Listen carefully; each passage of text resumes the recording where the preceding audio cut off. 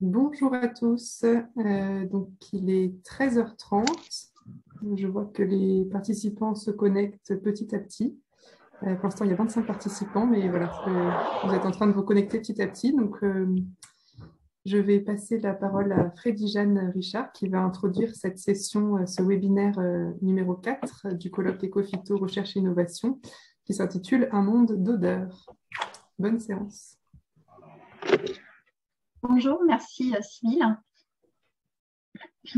Donc, on va au travers de ce webinaire découvrir différents projets qui ont été financés par le programme Éco-Phyto. Qui est-ce qui va passer les diapos? Oui. Ce colloque fait partie d'une série de 9 webinaires qui vont permettre de restituer différents projets et les résultats de projets qui ont été financés donc, par ce programme. Au travers de ces différentes présentations, vous allez pouvoir après avoir des temps d'échange et de questions et je vous expliquerai la procédure tout à l'heure. Donc tout d'abord, les différents appels à projets qui ont été lancés par l'axe recherche et innovation du plan Éco-Phyto portaient sur la contribution et l'essor du biocontrôle, donc dans le cadre de l'appel pour et sur le plan Éco-Phyto 2, donc le PSPE2. Et également sur les notions de résistance et des pesticides. Donc, résister aux bioagresseurs, vaincre les résistances aux changements pour réduire les risques. Donc ça, c'était Pesticides 2024. Et enfin, le troisième grand appel, c'était sur la mise au point de solutions alternatives aux produits phytopharmaceutiques dans les jardins, les espaces végétalisés et les infrastructures. L'acronyme GEVI 2016 était utilisé. Donc, dans le cadre de ce programme en fait, Éco-Phyto, il faut savoir que l'axe recherche et innovation du plan Éco-Phyto est copiloté par différents organismes et notamment par 4 ministères, le ministère de l'Agriculture et de l'Alimentation, le ministère de la Transition écologique, le ministère également des Solidarités et de la Santé, et puis le ministère de l'Enseignement supérieur et de la Recherche et de l'Innovation. Ensuite, le plan Éco-Phyto s'appuie également sur un comité scientifique d'orientation, de recherche et d'innovation qui comporte 45 membres. Ce plan Éco-Phyto mobilise et structure les différentes communautés de recherche et d'innovation avec pour objectif principal la réduction des produits phytosanitaires et de produire et d'améliorer les connaissances des outils pour atteindre ces objectifs. Et les objectifs fixés par le plan en la matière de réduction et d'utilisation pharmaceutique, eh bien, s'accompagnent de décisions qui sont prises par les ministères. Donc, il y a à peu près 150 projets labellisés jusqu'à présent, avec un budget d'environ 7 millions d'euros par an, répartis sur les différents projets pour les différentes actions du plan Éco-Phyto. Alors, dans le cadre du webinaire numéro 4 qui nous intéresse aujourd'hui sur un monde d'odeurs, donc le monde des phéromones plus particulièrement, ou des sémiochimiques, on va avoir différents intervenants. Donc déjà, on va avoir dans un premier temps la restitution de 3 projets, le projet Sémiotrap, le projet Optime Ferro et le projet Ambas. Ensuite, viendront des interventions de personnes renommé aussi dans le domaine de l'étude des phéromones. Nous aurons le plaisir d'écouter Philippe Lucas, qui est directeur de recherche à l'INRAE, et Emmanuel Jacquin-Joly, qui est aussi directeur de recherche à l'INRAE. Et ensuite, nous aurons une seconde présentation de Denis Thierry, qui est également directeur de recherche à l'INRAE. Nous aurons aussi la possibilité d'avoir des temps d'échange. En ce qui concerne et puis une petite conclusion. Donc, en ce qui concerne les temps d'échange sur le déroulé du programme, donc ça c'est sur la diapositive suivante, la façon dont on va fonctionner. Si vous avez des questions au cours du webinaire, vous pouvez les poser au fur et à mesure, mais il faut utiliser l'outil Q&R que vous avez en bas, en fait, lorsque vous êtes connecté à Zoom. Donc, il y a un icône discussion, ce n'est pas celui-là, c'est celui qui est juste avant. Donc, l'icône, l'outil Q&R. Donc, vous pouvez faire remonter vos différentes questions et s'il y a beaucoup de questions, je me verrai faire une sélection de certaines questions et de les retranscrire aux orateurs afin qu'ils puissent vous répondre au mieux. Si éventuellement vous avez des soucis techniques pour apporter des ressources complémentaires au sujet, vous pouvez aller dans l'outil chat qui vous permet aussi de partager des informations. La brochure du webinaire est disponible sur la page web du site Ecofitopic. Et puis, les vidéos des différents projets sont aussi accessibles sur la chaîne YouTube qui est dédiée. À la fin du webinaire, dans la conclusion, Sybille vous donnera également d'autres informations sur la disponibilité des ressources. Je vous propose de commencer donc, par notre première présentation. Donc, il va y avoir 2 vidéos qui vont se suivre et le temps de questions sera à la fin des 2 présentations. Nous aurons 5 minutes. Donc, les 2 premières correspondront au projet Optime Ferro, suivi du projet Semiotrap, donc pour une durée de 20 minutes. Et ensuite, donc, nous aurons 5 minutes de questions. Je laisse la parole au porteur de projet. Bonjour à tous, je suis Johan Fournil de la société M2I et je vais vous présenter les résultats du programme Ecofito Semiotrap réalisé en partenariat avec l'INRA de Versailles et avec l'association Sauvons nos palmiers. Alors, le contexte et les objectifs du projet, il s'agissait de mettre au point une solution de lutte biologique contre le papillon palmivore. Donc le papillon palmivore qu'on appelle Paysandisia archon, c'est un insecte très particulier, vous voyez sa taille, il est colossal. Et il a été introduit accidentellement en France depuis l'Amérique latine dans les années 90 et depuis, il ne cesse de ravager les palmiers des particuliers et des collectivités locales sur tout le pourtour méditerranéen, en Espagne, également en Grèce, en Italie et en France. Le problème, c'est qu'il n'y a pas réellement de solution, ni chimique ni biologique, qui soit satisfaisante et pérenne. Et également, l'autre problème, c'est que c'est un insecte qui est difficile à détecter, puisque ces larves qui font jusqu'à 9 cm vont ronger l'intérieur du stipe du palmier, et quand vous découvrez une attaque, il est souvent bien trop tard. Donc il est absolument indispensable de protéger ces palmiers qui sont patrimoniaux en France sur le pourtour méditerranéen contre ce ravageur. Donc l'idée, elle était d'associer l'INRA de Versailles, les qualités, les caractéristiques et les compétences en médiation chimique et la société M2I, qui est leader en Europe des phéromones, qui a développé plus de 60 produits et de nombreux produits en confusion sexuelle de phéromones en Europe et dans le monde, qui est référent en Europe et sur le territoire français de la lutte contre le charançon rouge du palmier, de combiner ces expertises pour mettre au point une solution de médiation chimique, donc avec phéromones ou kéromones, contre ce papillon. L'association Sauvons nos palmiers, qui elle contribue à sensibiliser les propriétaires de palmiers et les collectivités locales aux enjeux de la protection biologique de ce patrimoine végétal, était également partenaire pour mettre à disposition des zones d'expérimentation, suivre les essais et sensibiliser et développer la médiatisation et la publicité au sens noble et scientifique du terme autour de ce programme. Les problématiques, elles étaient très nombreuses à résoudre. D'abord, est-ce qu'il est possible de caractériser, d'identifier, de synthétiser des molécules attractantes pour ce papillon? Si oui, est-ce qu'il sera possible de mettre au point un protocole de piégeage suffisamment efficace pour capturer des mâles, des femelles et protéger les palmiers? Comment est-ce qu'on se sert de cette phéromone? Comment est-ce qu'on la dispose? Comment est-ce qu'on met en place un protocole? Comment est-ce qu'on développe un piège de capture pour un insecte aussi particulier, avec des vols stationnaires, une grande envergure d'ailes? Donc c'était vraiment un très grand nombre de verrous scientifiques à sauter. Vous allez le voir, le programme a permis de très grandes avancées sur la connaissance de cet insecte et l'efficacité, la détermination et la définition des pouvoirs attractants des phéromones et kéromones.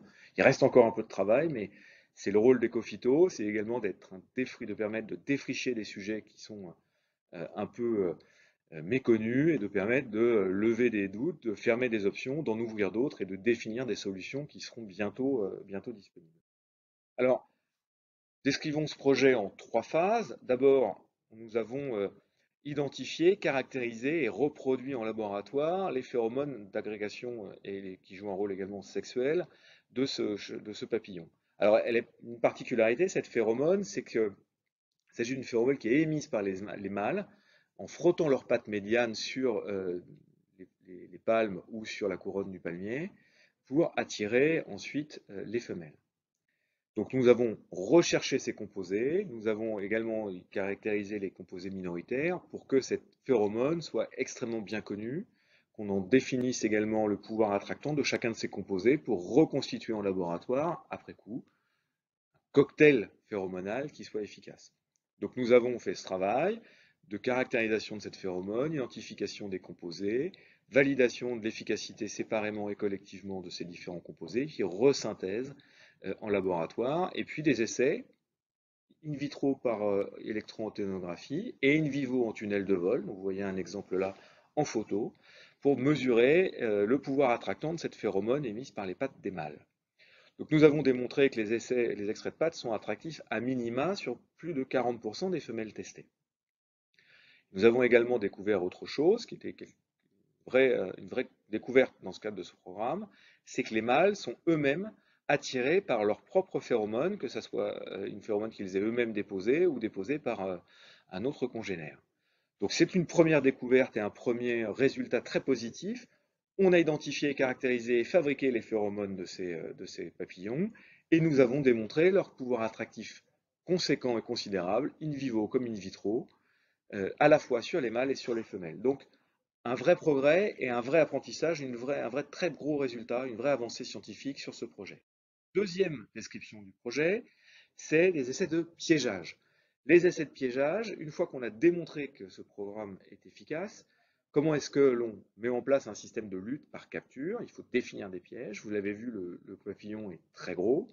On ne peut pas répliquer des pièges existants. Donc on a essayé deux types de pièges, des pièges électriques, un peu utilisés pour des gros frelons par exemple, donc une harpe électrique, vous avez une photo à gauche, ou des pièges filets. Donc nous avons essayé deux types de pièges électriques et deux types de pièges filets. Et c'est là où nous avons été obligés de constater que ces solutions n'étaient pas encore idéales. Le papillon résiste aux décharges électriques. Il va prendre une décharge électrique, rester indemne et ensuite éviter le piège. Donc on a appris qu'il était résistant à la décharge électrique, même de haut voltage, et qu'il est suffisamment intelligent pour ne pas se faire prendre plusieurs fois par ce piège. Quant au piège filet que nous avons développé ad hoc spécifiquement avec la société BioAssay, qui est un applicateur expert dans la protection biologique des palmiers dans le sud de la France, qui est également concepteur de filets, de filets de protection, nous avons développé des pièges et nous avons constaté que le papillon, par son vol stationnaire, va venir se poser et atterrir sur le piège, mais non pas y pénétrer. Donc, ce qui confirme les observations réalisées dans la nature, à savoir que ces papillons survolent les endroits, ils déposent leurs phéromones en frottant leurs pattes et ensuite volent de manière stationnaire ou périphérique autour du point. Donc, il reste à améliorer le design des pièges et redéfinir les modalités de piégeage avec un nouveau piège à réinventer. Alors, contribution aux enjeux d'éco-phyto et de perspective. D'abord, avant tout, au cours de la vie du projet, nous avons eu le cesse de valoriser ce programme et d'évangéliser autour de la lutte biologique, de la sensibilisation aux dangers du paysan d'Isère-Arcon et aux méthodes existantes et aux méthodes en cours de développement pour lutter contre cet insecte. Ça a notamment été le cas par l'aide de la société BioAssay dont je parlais tout à l'heure, mais également évidemment du membre du consortium, l'association Sauvons nos palmiers, qui organise un colloque annuel à Monaco autour de la santé du palmier et de la lutte biologique, et qui également est un interlocuteur privilégié des particuliers, des propriétaires de palmiers, des riverains et des collectivités locales, municipalités, régions, fredons, pour explorer différentes pistes et trouver des leviers d'évangélisation et de sensibilisation au biocontrôle sur le palmier. Les résultats, on l'a vu, plusieurs avancées très significatives, l'identification et la caractérisation de différents composés attractants, la fabrication et la synthèse de ces composés, leur formulation également, la démonstration sans équivoque que ce sont des sujets et des produits qui attirent mâles et femelles, y compris dans la nature et en situation. Et on est désormais certain, et ça c'est un vrai progrès et une grosse avancée, que le piégeage par médiation chimique est une solution de lutte efficace. Néanmoins, le projet, on l'a vu, n'est pas encore, même si le programme Ecophyto est désormais terminé. M2I continue à rechercher et à développer des études et des analyses et des essais sur ce programme-là, et notamment pour optimiser le mélange phéromonal, pour optimiser le format du piège et le protocole de disposition, et également pour combiner attraction sexuelle, avec cette phéromone d'agrégation dont on a parlé tout à l'heure, et COV, donc composé organique volatile attractif, puisqu'il a été démontré dans nos observations au cours du projet que les femelles sont attirées par des odeurs de palmier qui viennent stimuler la femelle et qui viennent lui indiquer l'endroit où déposer ses œufs. Donc il y a probablement, au même titre que nous travaillons pour le piégeage du coléoptère, le rhacophore du palmier, avec des synergistes, des odeurs de plantes, qui viennent renforcer l'effet de la phéromone d'agrégation. Il y a probablement un effet synergiste ou un effet d'optimisation de l'efficacité de l'attraction avec ces COV, et ça fait partie des choses sur lesquelles nous continuons de travailler aujourd'hui. Donc en conclusion, un programme qui n'a pas permis de mettre au point une solution prête à l'emploi dès maintenant, mais qui a résolu un grand nombre de questions, permis de prodigieuses avancées, et nous avons bon espoir de disposer en 2022-2023 d'une solution commerciale de piégeage sur cet insecte. Merci de votre attention.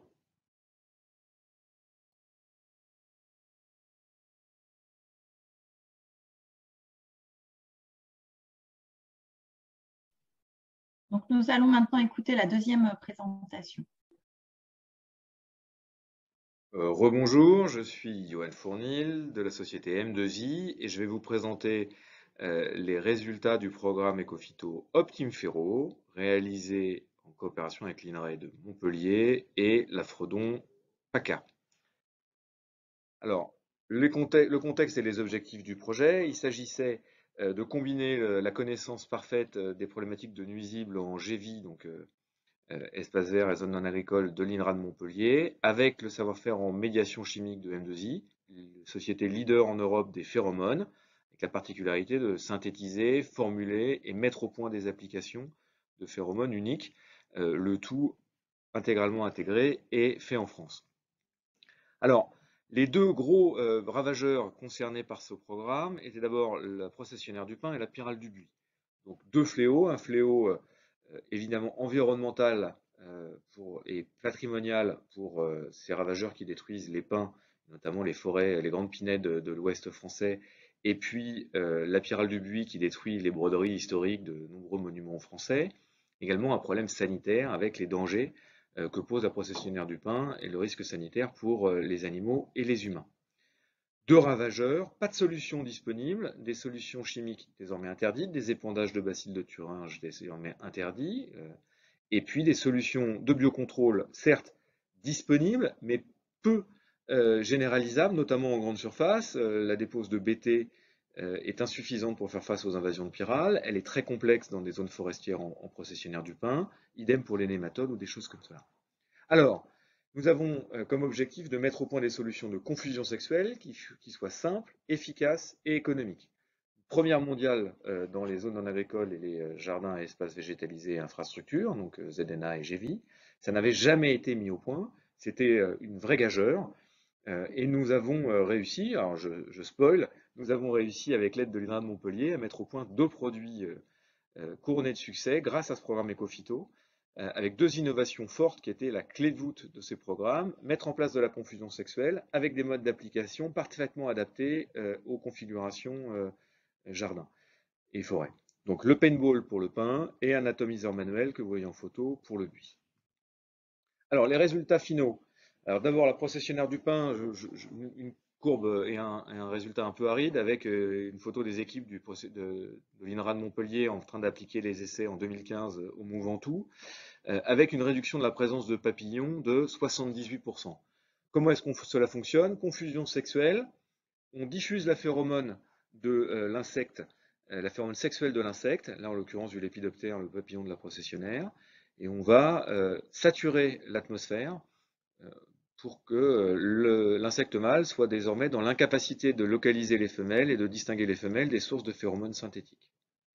Nous avons démontré un grand nombre de choses avec ce programme. D'abord, que la confusion sexuelle fonctionnait sur ces lépidoptères.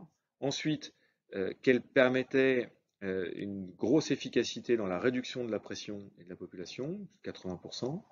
Nous avons également réussi à démontrer une longévité de la diffusion de la phéromone, puisque la phéromone est déposée en juin pour la processionnaire du pain et une efficacité jusqu'à octobre, démontrée par le programme. Et ce programme a permis de mettre au point cette solution par paintball. La phéromone est formulée dans un gel naturel et biodégradable, dans une bille elle-même biodégradable, tirée dans la canopée des pins au début du vol, de manière à voilà, désorienter et confuser les mâles pendant toute la saison. Donc une solution efficace, un programme qui a permis de travailler sur les protocoles et de démontrer l'efficacité à la fois en arbre isolé, en bosquet, en alignement, mais également en forêt. Voilà. Même si à l'issue du programme lui-même, les résultats en forêt, les protocoles en forêt n'étaient pas encore aboutis, nous avons chez M2I, à partir de 2018, 2017-2018, continué à affiner le protocole jusqu'à obtenir une homologation pour le produit en 2018. Pierral Dubuis, idem, premier essai de confusion sexuelle de Pierral Dubuis dans le monde en coopération avec l'INRA de Montpellier, avec des essais initiaux qui étaient prometteurs mais insatisfaisants, baisse de la pression de 25%. On avait formulé cette phéromone sous forme de liquide étalé sur le végétal avec un pinceau. Nous avons fait ces itérations sur ces différents types de protocoles et de dosages pendant le programme Ecophyto.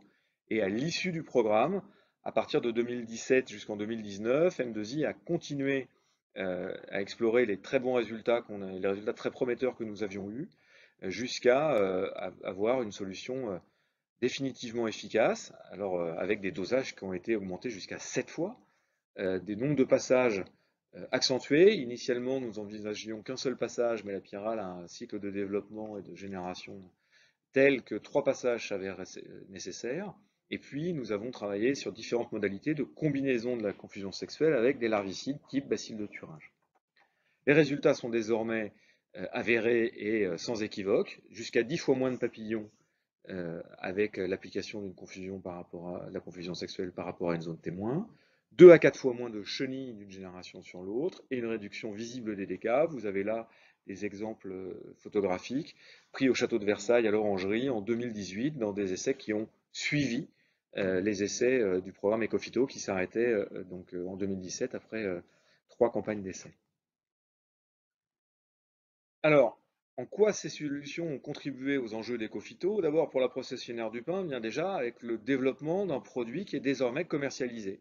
C'est la seule solution biologique de phéromones existante et compatible à grande échelle avec la loi Labbé.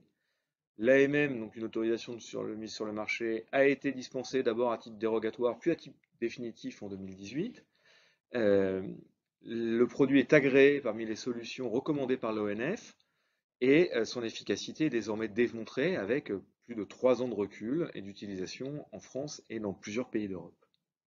Donc la volonté d'Ecophyto de contribuer à avoir des solutions clés en main, disponibles pour les utilisateurs et les collectivités, c'est exactement ce que ce programme OptimeFéro a permis.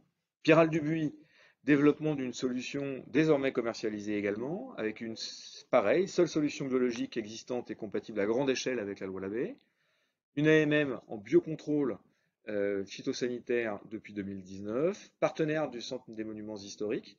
Nous sommes partenaires depuis 2018 des monuments historiques et tous les buis patrimoniaux des centres des monuments historiques du CMN utilisent le produit de confusion sexuelle de M2I. L'efficacité est également démontrée avec un grand nombre d'utilisateurs et de retours clients. Quelques témoignages vidéo qui sont un petit peu longs, je ne vais pas forcément montrer, mais nous avons d'abord la propriétaire du château de Lac dans la vidéo de gauche, mise en image par le journal Sud-Ouest. Le témoignage du président des boxières des taupières de buis en Grande-Bretagne qui a utilisé le produit et qui en parle en termes très laudatifs et très louangeurs. Et puis une démonstration et un témoignage de la ville de Hyères sur l'application de l'année dernière de la processionnaire, de la confusion processionnaire par paintball.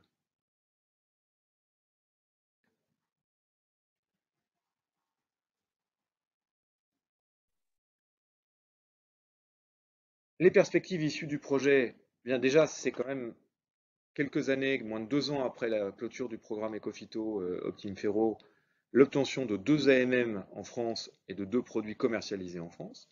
première mondiale de confusion sexuelle dans le domaine des espaces verts, un parfait transfert de la recherche, de l'expérimentation jusqu'au marché et à l'utilisateur final, a validé et ce programme a contribué à valider le biocontrôle comme une solution efficace et économique en espace vert.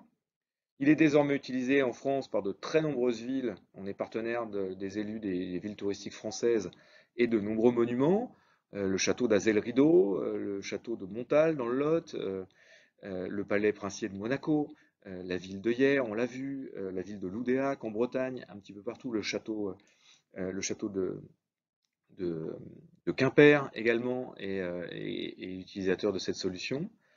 Et puis l'extension de cette solution développée en France avec le partenariat avec la recherche française en dehors de France, puisque le produit est désormais homologué en Espagne, au Portugal, ainsi qu'en Algérie pour le pain, et pour le buis en Espagne, en Italie, au Portugal, en Belgique, en Grande-Bretagne, en Irlande, aux Pays-Bas et en Allemagne.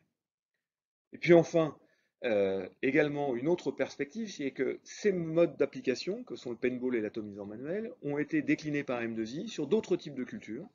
Le paintball est désormais homologué pour la culture des noyés en confusion sexuelle. Alors évidemment, la phéromone est différente, les protocoles le sont, mais le mode d'application par paintball et la technologie paintball, elle a été reprise du programme Optim Ferro. Et puis nous avons également un produit désormais homologué en tomates, en confusion sexuelle, qui utilise le même principe d'atomiseur manuel que celui qui a été mis au point pour le buis à la suite d'Optim Ferro. Donc vous voyez les photos en serre de tomates. Voilà, donc un grand succès que je suis fier et heureux de partager avec vous.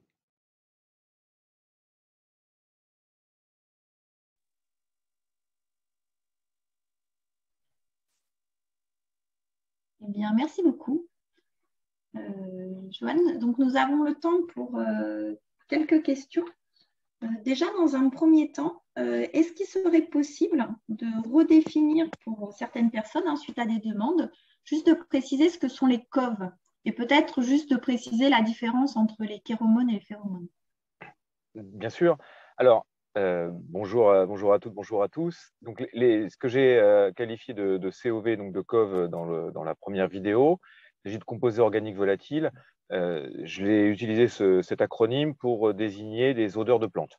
Dans l'occurrence, dans le programme consacré aux paysans des Arcons, donc aux papillons palmivores, nous avons fait des travaux pour identifier et caractériser les différentes odeurs émises par les différentes espèces de palmiers qui peuvent avoir un rôle clé dans l'ovodéposition de la part des femelles. Donc c'était cela dont je parlais sous l'acronyme COV. Ensuite, phéromone, chéromone.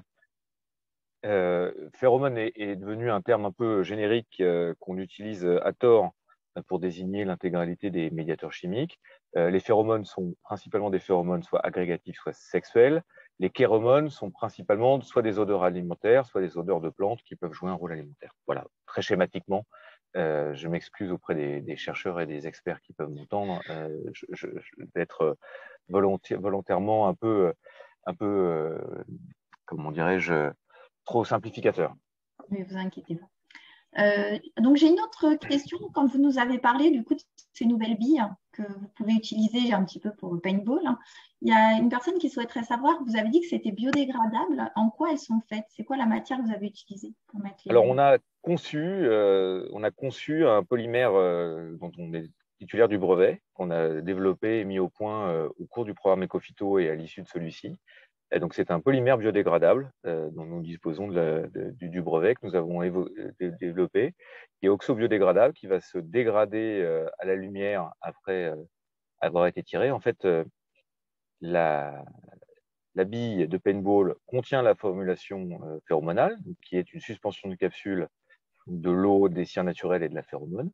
Ce gel, qui se présente un peu comme une pâte de dentifrice un peu plus liquide, est inséré dans cette bille en polymère biodégradable. Vous la tirez dans l'arbre, la bille va éclater en petites paillettes, en petits fragments, et ces petits fragments vont ensuite se dégrader naturellement dans la nature à la lumière du jour en quelques semaines ou quelques mois. Voilà. Donc, vous dites des polymères, ce n'est pas du plastique? Non, c'est une solution biodégradable à base de composés polymériques, mais ce ne sont pas des plastiques. Il n'y a aucun microplastique dans la solution. D'accord.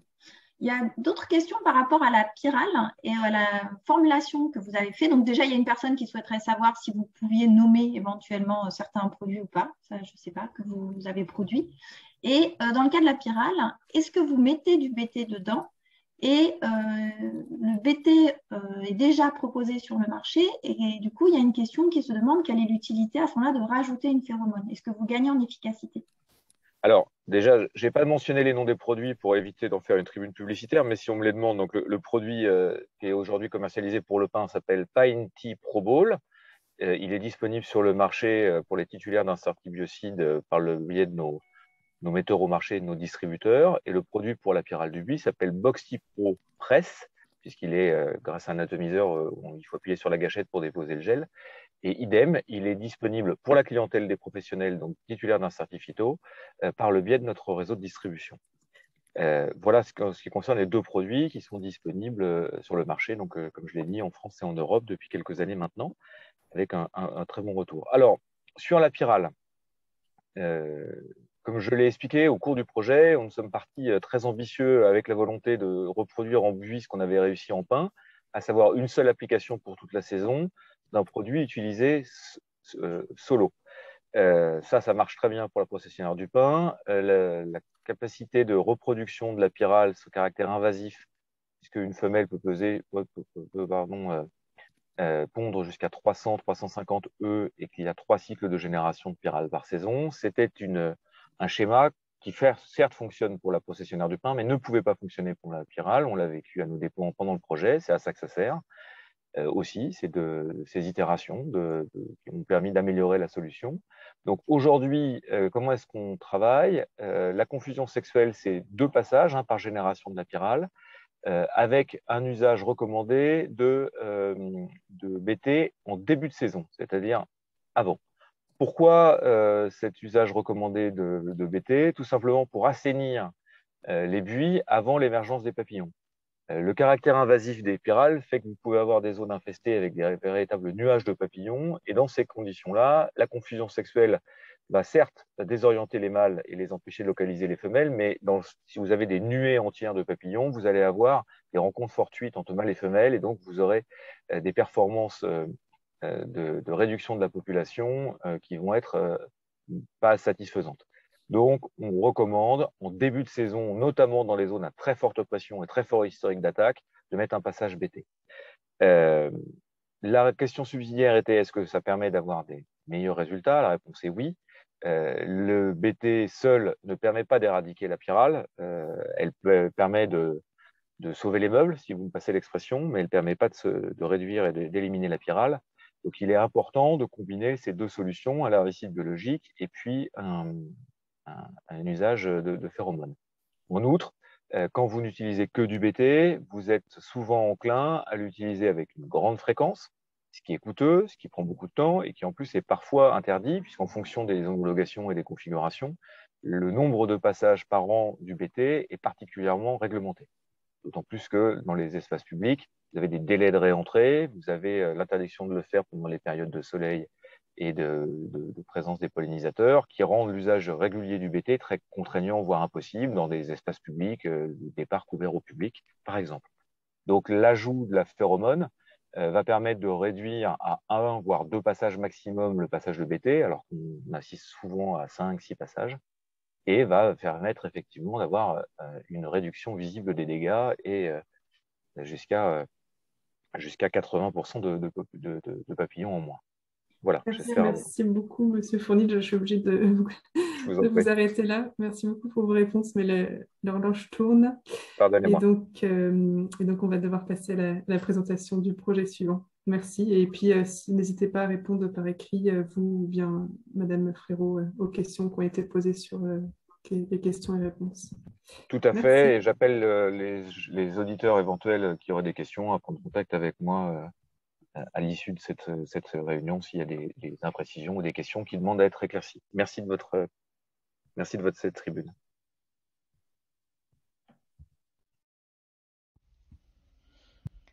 AM et BAS est un projet éco-phyto PSPE2. Le projet était porté par l'INRA et a été effectué en collaboration avec l'entreprise M2I, avec Arvalis et avec les semenciers, la FNAMS et la FNPSMS.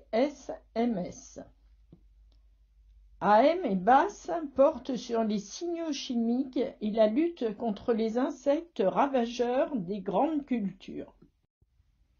Le projet AM et BASS fait suite à des recherches antérieures sur les processus qui conduisent à la colonisation de la plante hôte par l'insecte.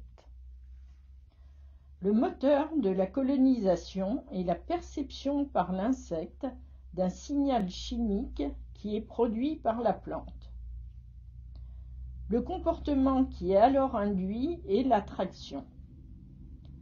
Nous vous proposons un exemple qui est celui de l'attraction de la femelle fécondée de pyrale du maïs, observée en tunnel de vol et dans l'obscurité, vu que l'insecte est nocturne. Le contexte de l'étude est celui des grandes cultures. Dans notre cas, le maïs avec son ravageur Ostrinia nubilalis, la luzerne avec Titus aureolus. Chaque insecte est attiré par sa plante hôte. Et chaque culture présente son propre paysage chimique, comme le montre le chromatogramme situé à droite sur l'écran. Chaque plante produit un mélange chimique original qui a été identifié et caractérisé en fonction de son stade de développement. La perception des constituants de ce signal chimique a été validée par la technique de l'EAG sur les antennes de l'insecte. À la suite de quoi des formulations ont été proposées. Le projet a donc porté sur les tests au laboratoire et au champ de ces formulations à base de composés de synthèse. Les formulations ont été incluses dans des matrices classiques, mais aussi dans des matrices innovantes et biodégradables. L'objectif est de proposer des solutions de biocontrôle à base de médiateurs chimiques avec comme hypothèse le piégeage de masse et la manipulation du comportement de ponte. L'attraction d'un insecte avec un médiateur chimique dépend de la reconstitution du signal chimique qui doit être aussi fidèle que possible. Nous entendons par là que l'on doit proposer à l'insecte des mélanges qui contiennent les constituants pertinents dans les bons ratios. On doit aussi proposer une dose qui est la dose requise par l'insecte. Le diffuseur doit être en mesure de diffuser de façon fiable et équilibrée les différents constituants à la bonne dose. Lors de ce projet, les tests laboratoires nous ont permis de proposer certains mélanges qui s'avéraient être attractifs dans les conditions expérimentales, soit d'un tunnel de vol, soit d'un olfactomètre. Au champ, l'attraction est validée par l'observation ou la capture des insectes. Pour capturer, il faut un piège adapté au comportement de l'insecte. Alors, parmi les résultats, on peut distinguer une chéromone efficace au champ pour Titus aureolus. Malheureusement, nous n'avons pas trouvé un modèle de piège qui permette de capturer en masse cet insecte. Pour la pyrale du maïs, les mélanges attractifs au laboratoire en tunnel de vol ne se sont pas avérés attractifs dans les conditions du champ. ou très peu de pyrales ont été capturées ou observées autour des zones de dépôt. Par contre, nous avons pu démontrer que certains mélanges induisaient la ponte dans l'environnement des diffuseurs. Alors, le dernier rapport de ce projet a été l'optimisation des diffuseurs biodégradables. Le projet a permis de consolider au laboratoire les connaissances sur les composés organiques volatiles ayant une action sur le comportement des 2 insectes ravageurs. L'identification des coves et la vérification de la perception de certains par l'insecte a permis de connaître et de proposer des composés clés. Cette connaissance pourrait être utilisée pour la sélection de variétés résistantes. On peut imaginer des maïs chez lesquels seraient absents certains volatiles qui servent de repère à la pyrale pour coloniser la plante hôte.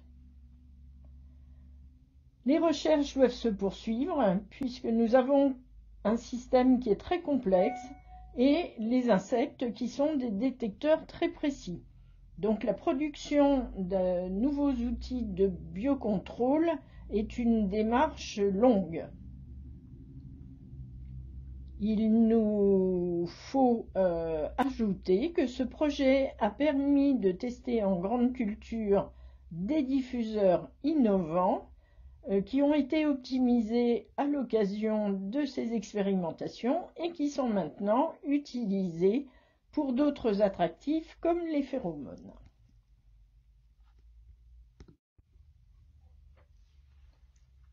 Les résultats du projet ont été présentés dans plusieurs communications à des colloques et ont fait l'objet de publications. D'autres sont à venir, notamment en ce qui concerne Ticus aureolus. 2 petits films sont disponibles sur YouTube et nous avons participé avec Arvalis et Passion Céréales à 2 salons de l'agriculture, celui de 2018 et celui de 2019, où nous présentions les odeurs au service de l'agriculture. Les résultats concernant la pyrale du maïs ont fait l'objet d'une DIRV qui est déposée à l'INRA. Il faut noter aussi cette optimisation des diffuseurs innovants et biodégradables. L'ambition du projet était la production de nouveaux outils de biocontrôle à base de médiateurs chimiques de type chéromone.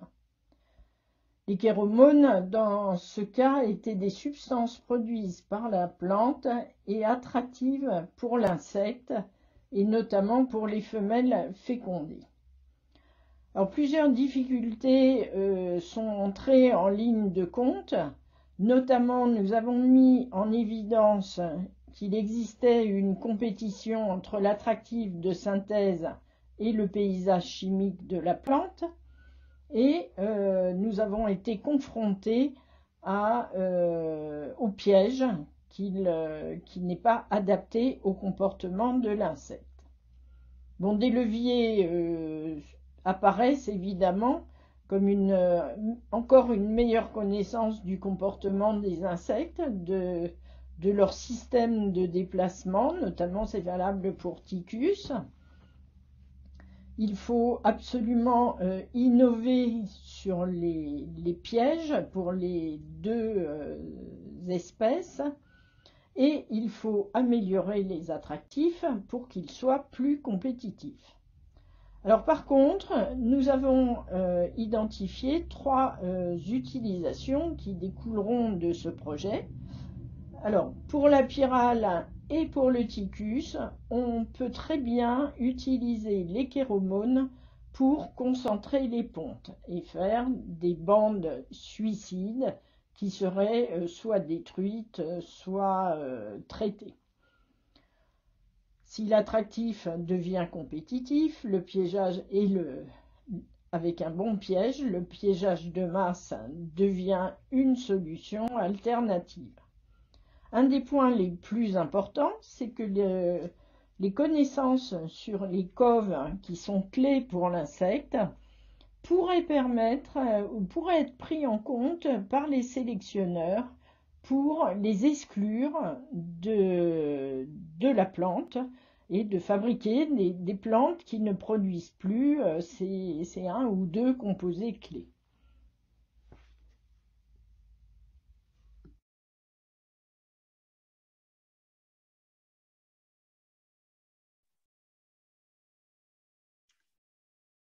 Merci. Merci Brigitte. Donc, pour cette présentation, finalement, on a l'impression qu'il reste encore beaucoup d'inconnus par rapport aux difficultés que vous avez pu rencontrer sur le modèle.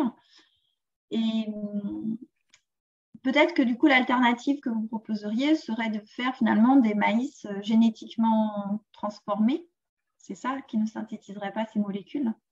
Et des maïs sélectionnés ou génétiquement transformés ou comme on veut, mais je pense que ça serait effectivement intéressant de prendre en ligne de compte la composition en cove des maïs dans le processus de sélection.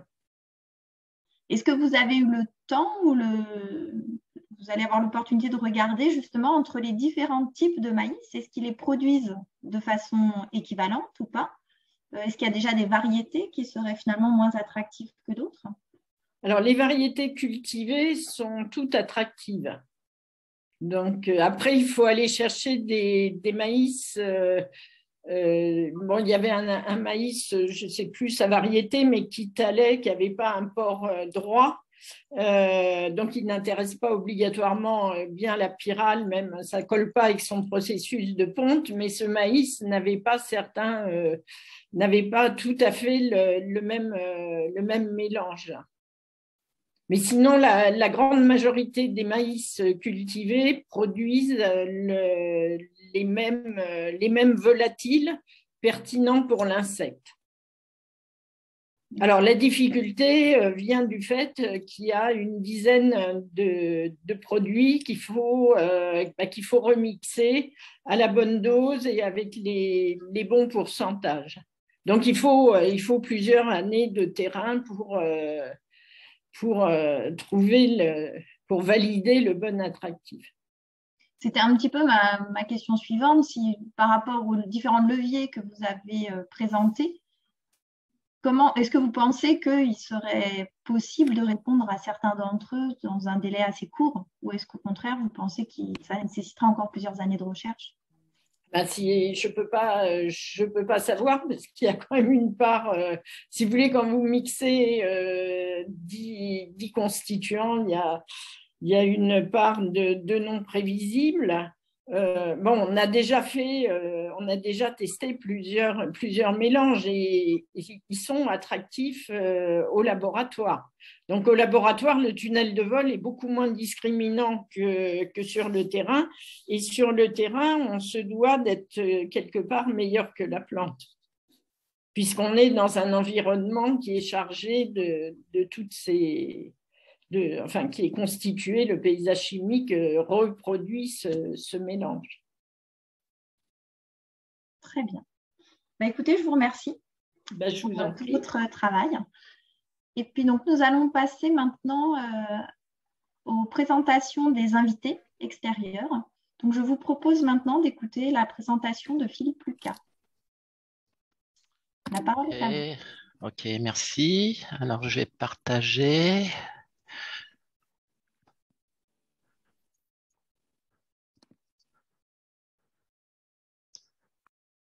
Voilà.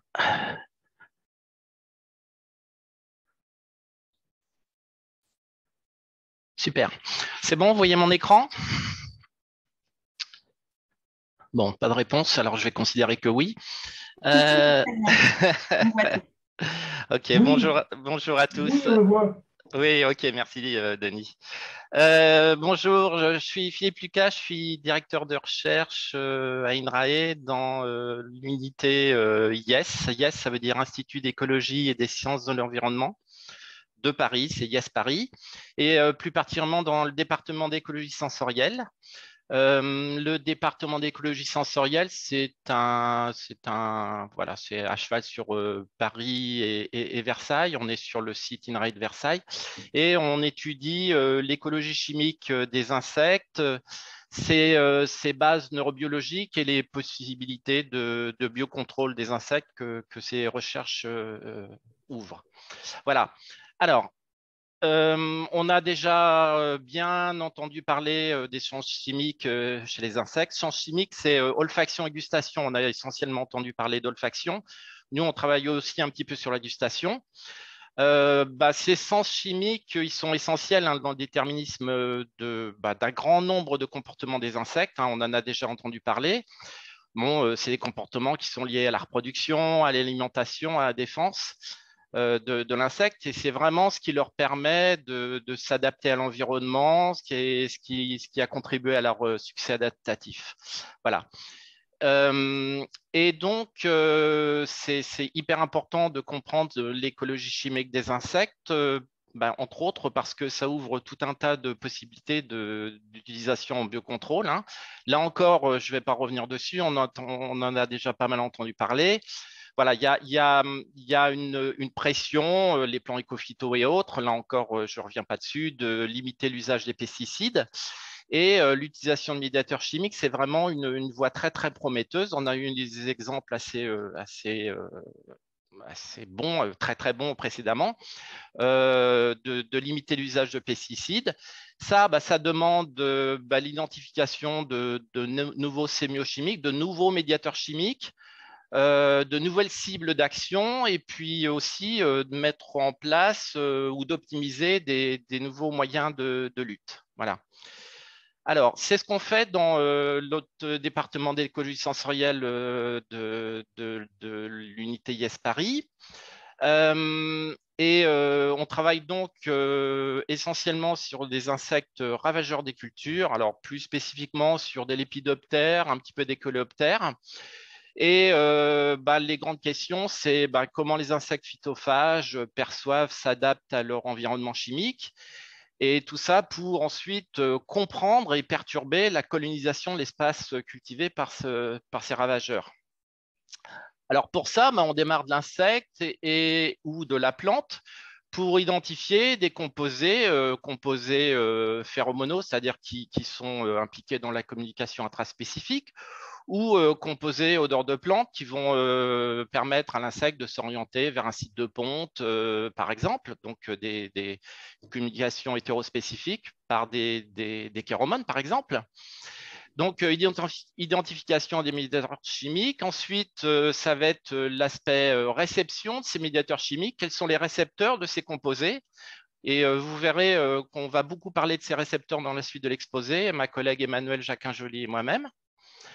Ensuite, on essaie de comprendre les mécanismes de transduction de ces signaux chimiques, comment l'information chimique est transformée au sein des neurones récepteurs olfactifs des insectes, donc les cellules qui détectent ces composés chimiques, comment cette information est traduite en une information électrique sous forme de train de potentiel d'action.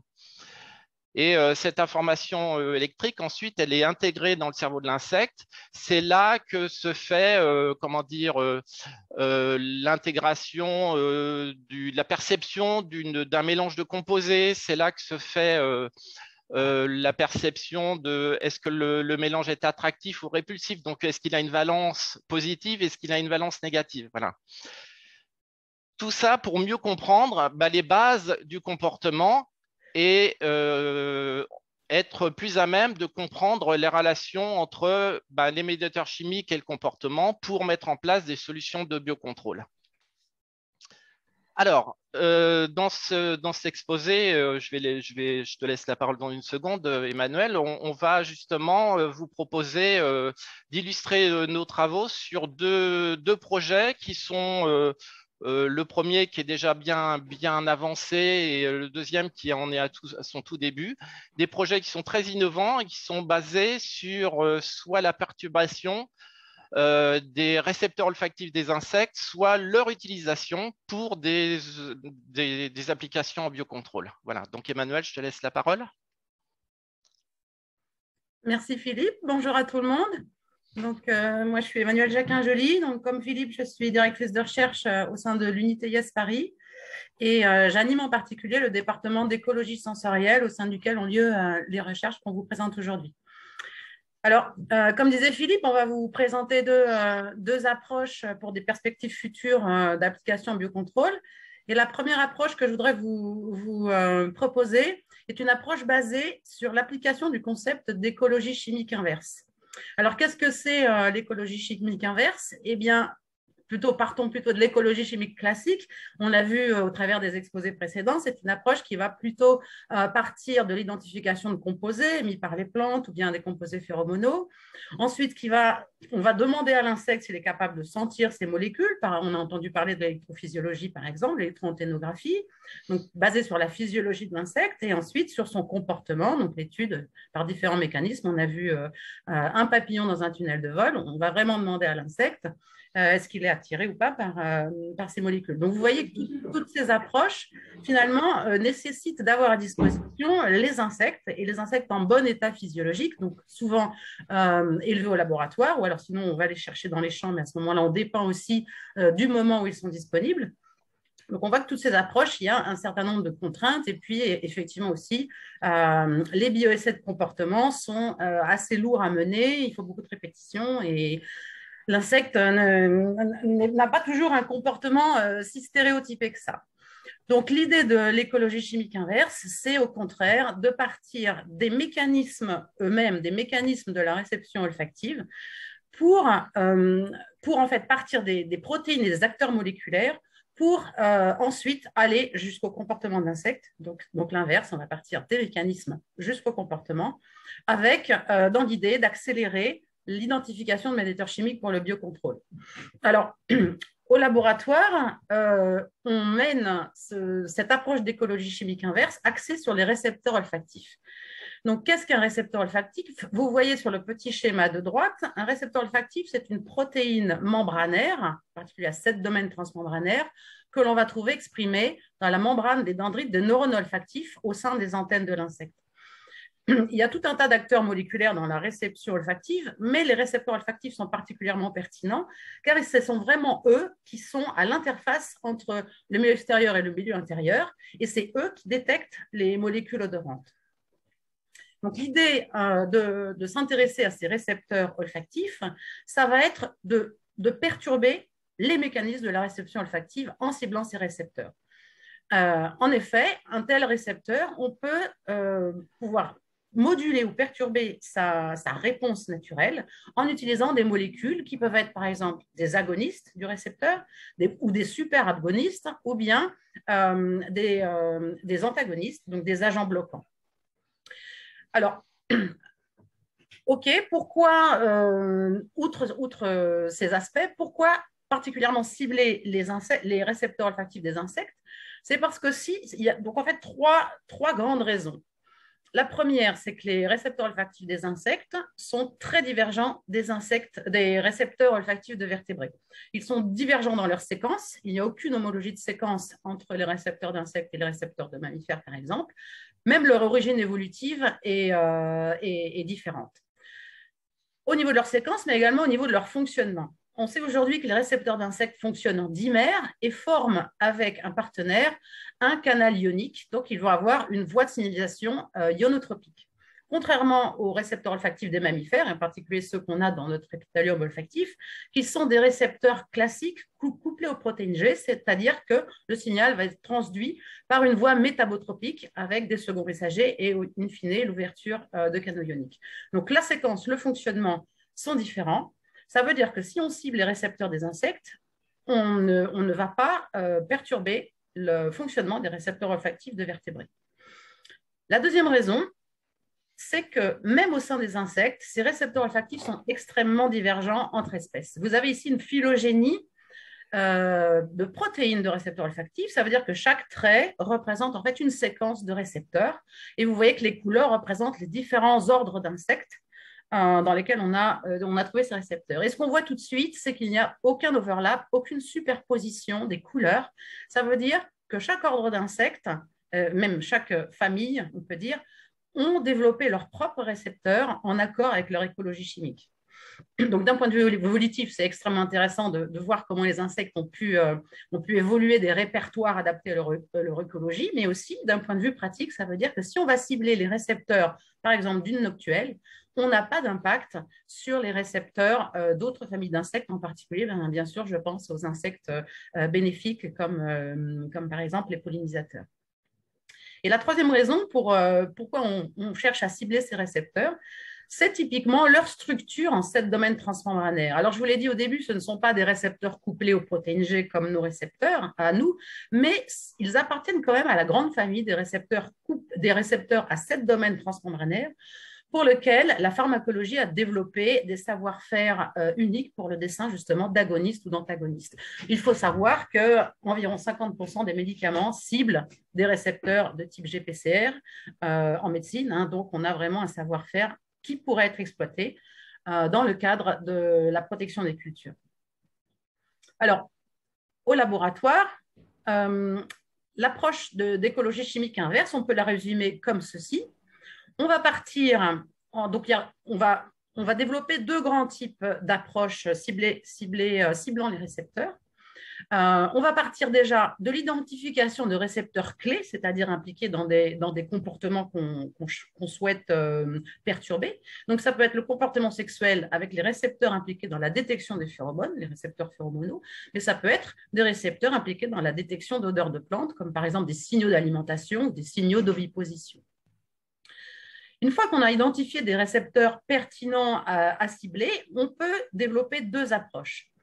Alors, jusqu'à maintenant, on se concentrait essentiellement sur une approche qu'on peut appeler ligand guidé.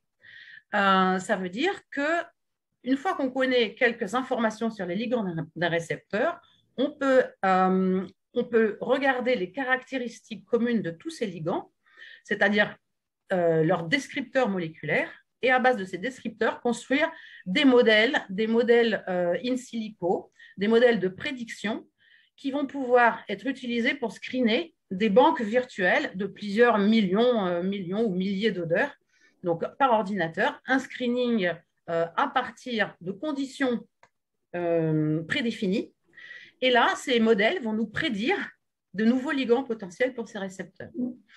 Une deuxième approche qu'on développe tout juste au laboratoire, car elle n'était pas possible jusqu'à maintenant, c'est une approche guidée par les récepteurs. Ça veut dire qu'on va partir de la structure tridimensionnelle de ces récepteurs afin d'appliquer tout ce qu'on sait faire en pharmacologie, en particulier toutes les approches de drug design, où en partant de la structure, on peut identifier les sites actifs, les sites de liaison, réaliser du docking in silico pour voir quelle molécule est capable d'interférer avec le site de liaison naturel. Donc, cette approche récepteur guidé était jusqu'ici très difficile à mettre en œuvre puisqu'on n'avait pas de structure tridimensionnelle de récepteurs olfactifs d'insectes. Il faut savoir que les protéines membranaires, et en particulier à 7 domaines transmembranaires, sont très difficiles pour établir, c'est très difficile d'établir leur structure en raison de leur flexibilité au niveau membranaire. Donc, il est impossible de les cristalliser et de faire des rayons X, par exemple, les méthodes classiques pour établir les structures.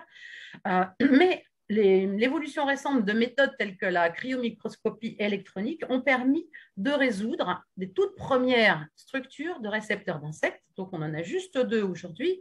Ce sont soit le corécepteur, soit un récepteur très ancestral, mais ça permet de se servir de ces structures comme base pour modéliser la structure tridimensionnelle potentielle des récepteurs qu'on souhaite cibler. En particulier, je voudrais citer aussi un outil qui a été publié cet été, qui est l'outil AlphaFold, qui permet, avec une grande confiance, de pouvoir effectivement modéliser des structures à partir de structures connues.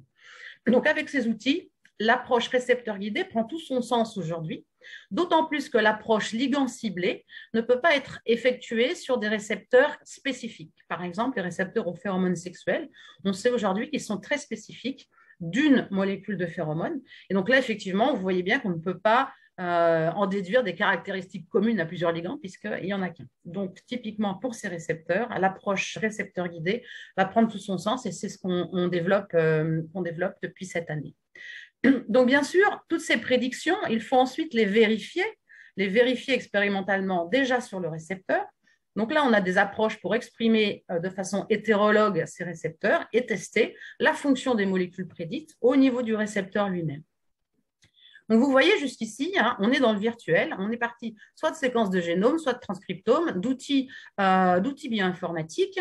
Les récepteurs, on peut les faire synthétiser, donc on travaille sur des récepteurs synthétiques, des modèles d'expression in vitro ou in vivo, on n'a toujours pas vu l'insecte jusque-là, mais les approches de validation expérimentale qu'on a déjà menées nous ont montré, par exemple sur la noctuelle du coton, quand selon les récepteurs, de 60 à 90% des molécules prédites in silico sont effectivement actives sur le récepteur. Alors bien sûr, in fine, on ne peut pas se passer du comportement. Donc vérifier que la molécule prédite et active sur les récepteurs est bien attractive ou répulsive pour l'insecte in vivo, mais on a finalement besoin de l'insecte qu'à la fin pour valider l'efficacité des nouvelles molécules identifiées. Donc, vous voyez que ces approches, elles permettent en gros de débroussailler le terrain et d'avoir des propositions de molécules pour finalement limiter les bioessais. Donc, ces approches sont développées au laboratoire. Ligands ciblés, on a déjà beaucoup de résultats et des publications. Récepteurs ciblés, eh bien, c'est en cours. Et l'objectif est de pouvoir effectivement accélérer la découverte sémiochimique, non seulement attractif, mais également répulsif, voire bloquant, donc ce qui peut prendre tout son sens, par exemple, dans la communication phéromonale. Et je ne voudrais pas prendre plus de temps et je laisse la parole à mon collègue Philippe pour la suite. Merci beaucoup.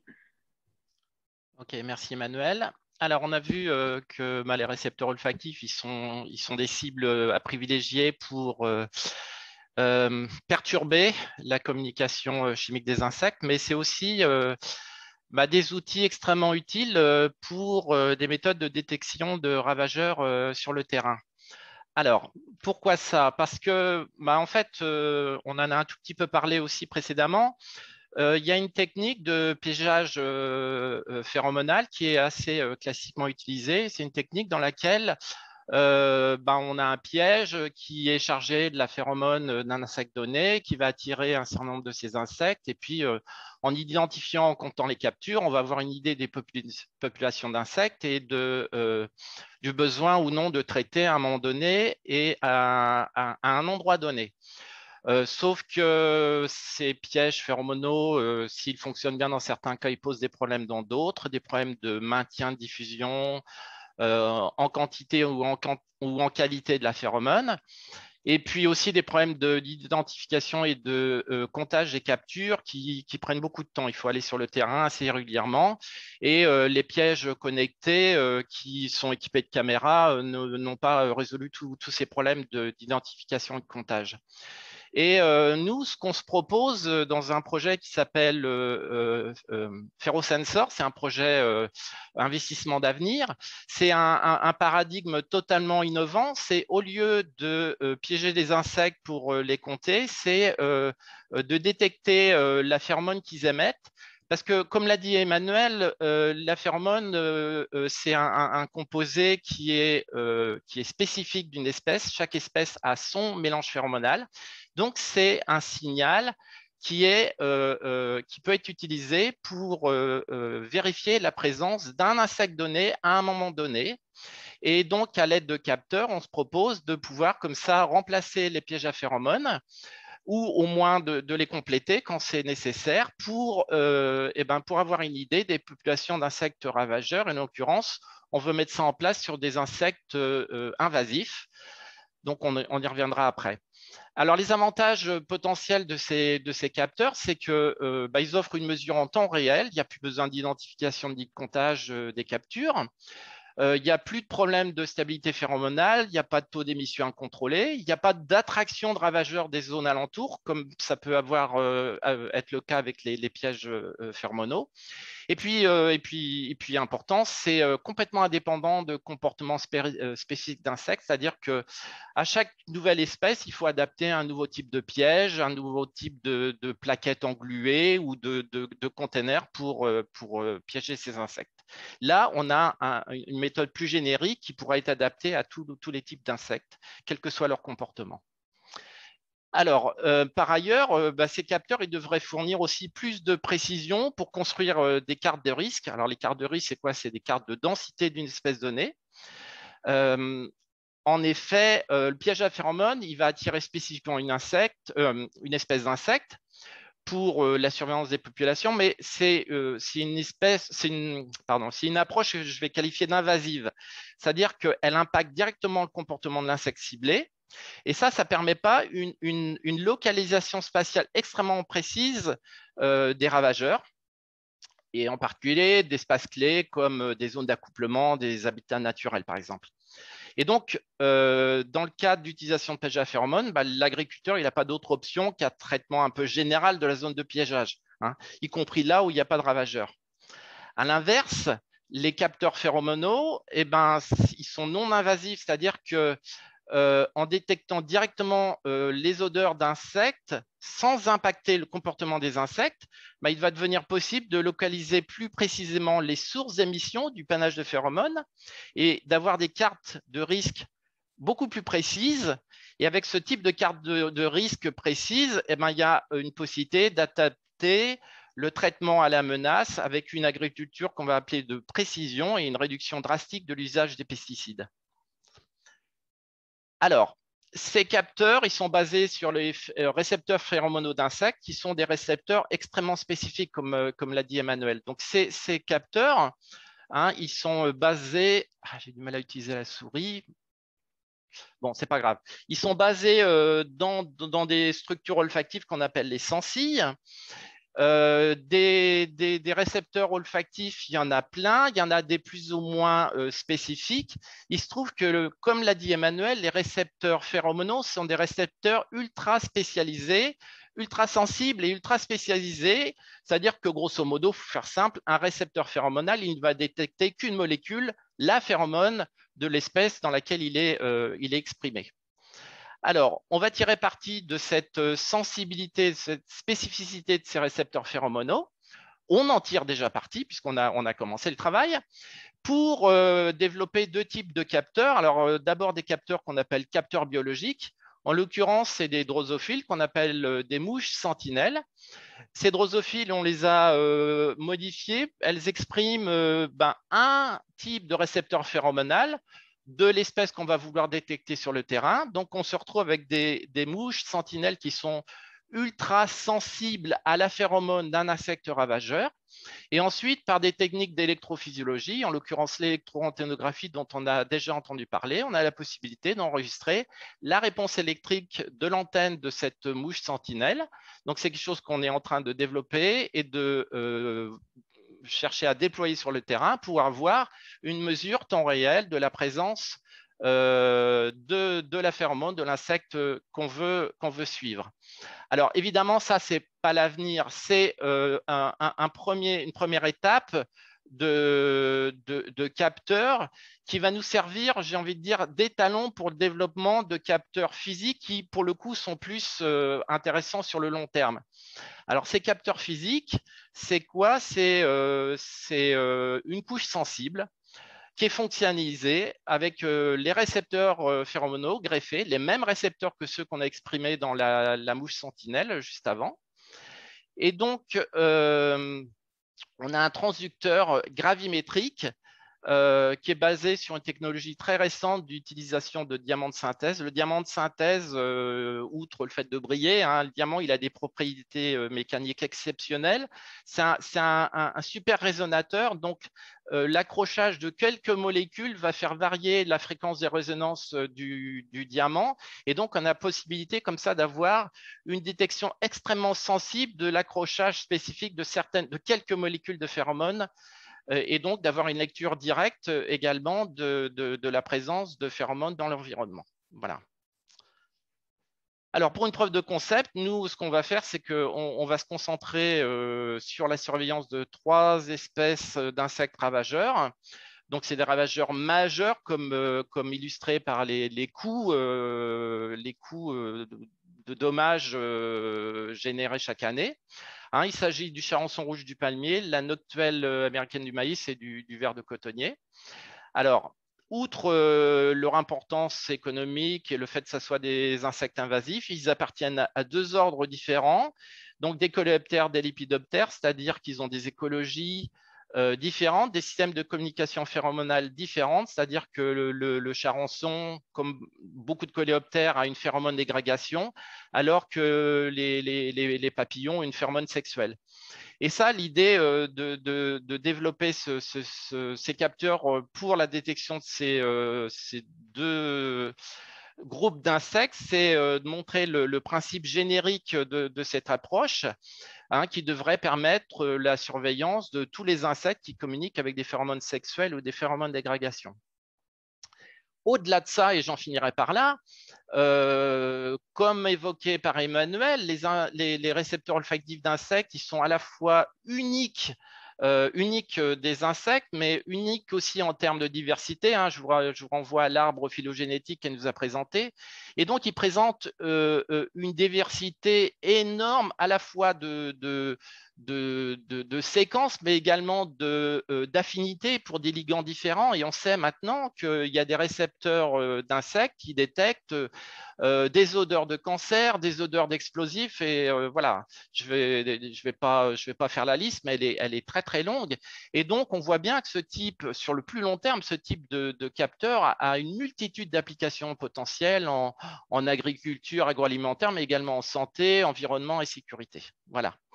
Donc, je vous remercie de votre attention et voilà, je suis à votre disposition pour répondre à toutes les questions que vous pourriez avoir. Merci Philippe et merci Emmanuel pour vos présentations. Il y a effectivement des petites questions, mais comme on a beaucoup de retard et que je voudrais être sûre que Denis Thierry puisse faire sa présentation, je vous propose de regrouper les questions s'il nous reste du temps à la fin de la séance. Parfait. Vos schémas étaient particulièrement pédagogiques. Merci. Denis, je te laisse la parole. Oui, alors pour l'instant, je n'ai pas partage d'écran. Il faut que Philippe t'enlève le tien aussi. Ça y est, il vient de l'enlever. Je pense que c'est juste un petit délai que ça devrait… Mais là, ça ne marche toujours pas. Si, c'est bon. Enfin, pour l'instant, voilà. Bonjour à tous. Bien, quand tu veux. Je vais essayer de vous parler, de vous raconter un peu… je pense que c'est une success story en France, en Europe, concernant la confusion sexuelle en vignoble. Donc, je vais essayer de vous raconter un petit peu tout ça, d'où c'est parti, ce qu'on connaît. Et comme toute success story, le problème, c'est que souvent, il y a tout un tas d'études depuis l'utilisation de cette technique qui, comme elle marchait bien, qui n'ont pas généré suffisamment de science. Et maintenant, on est un petit peu dans la situation où on est content quand ça marche. Globalement, ça marche bien. Et quand ça ne marche pas, dans certains cas, on ne sait pas trop pourquoi. Enfin, du moins, on sait pourquoi, mais on n'a pas vraiment de solution à y apporter. Donc, je vais essayer de vous montrer quelques pistes qui pourraient permettre d'améliorer le fonctionnement de la confusion sexuelle et donc son développement. Car on en est tous conscients, du moins en viticulture. La viticulture est une filière qui est assez problématique, on va dire, au niveau du territoire français. 3% des surfaces cultivées et consomment à peu près 20% des pesticides en France. Et néanmoins, c'est une filière qui est très importante puisqu'elle génère énormément de profits. Je rappelle, pour ceux qui ne savent pas, on sait tous quand même que les grands crus français à l'exportation se vendent très bien, mais ça génère, on est au 2e rang des exportations après l'aéronautique en France, 2e, 3e rang, ça dépend des années, et ça génère entre 15 et 20 milliards d'euros par an quand même à la balance commerciale française.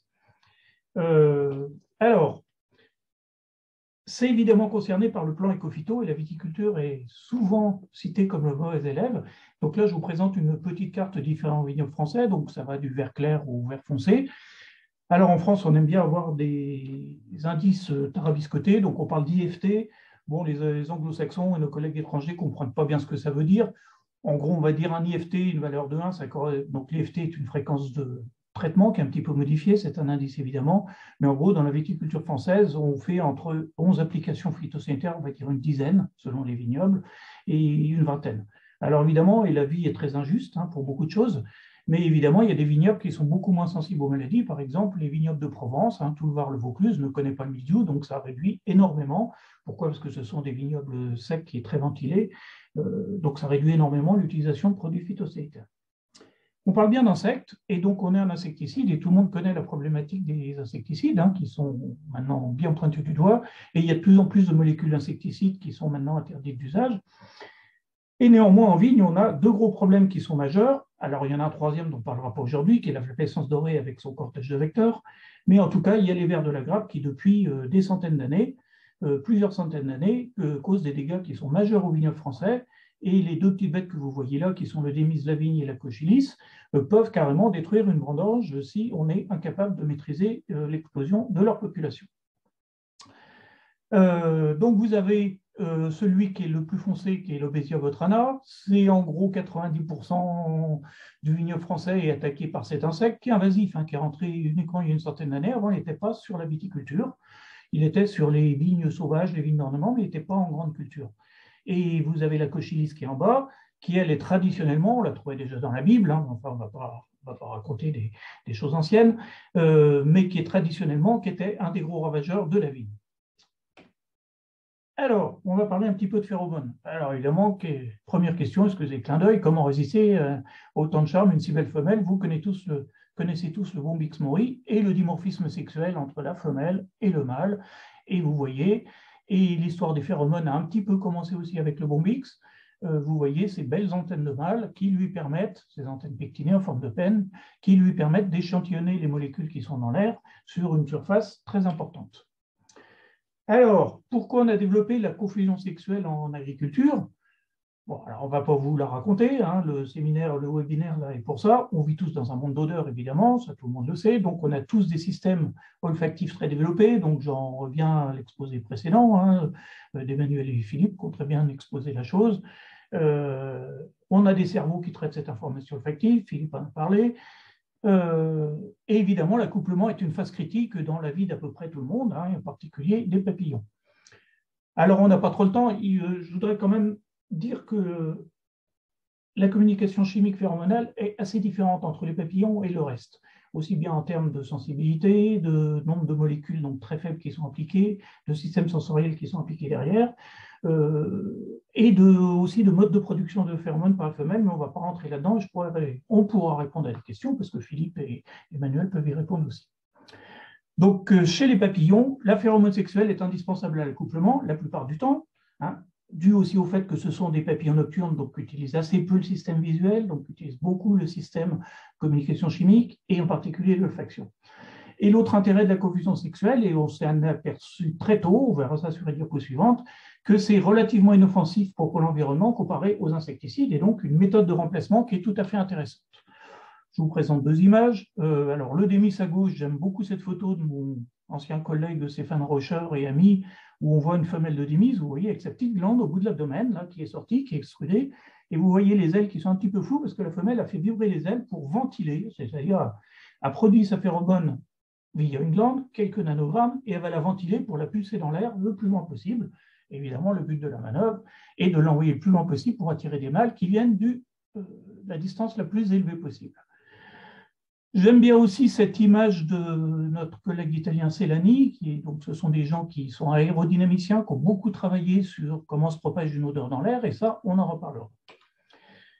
Et donc, pour vous montrer, alors, le parallèle et le raccourci est peut-être très raccourci, mais vous voyez qu'à gauche, on a un cône et à droite, on a un comportement qui est assez conique aussi. Donc, c'est ce fameux comportement de zigzagging qui a été décrit par différents auteurs depuis les années 1980.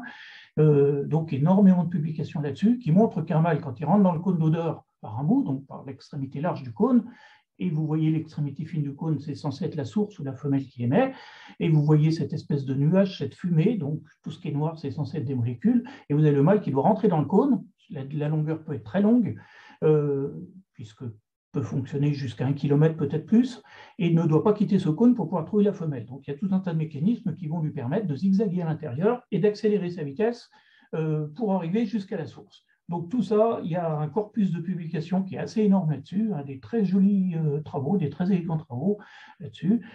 Donc on ne va pas y revenir. Alors, parlons vigne, revenons à la viticulture.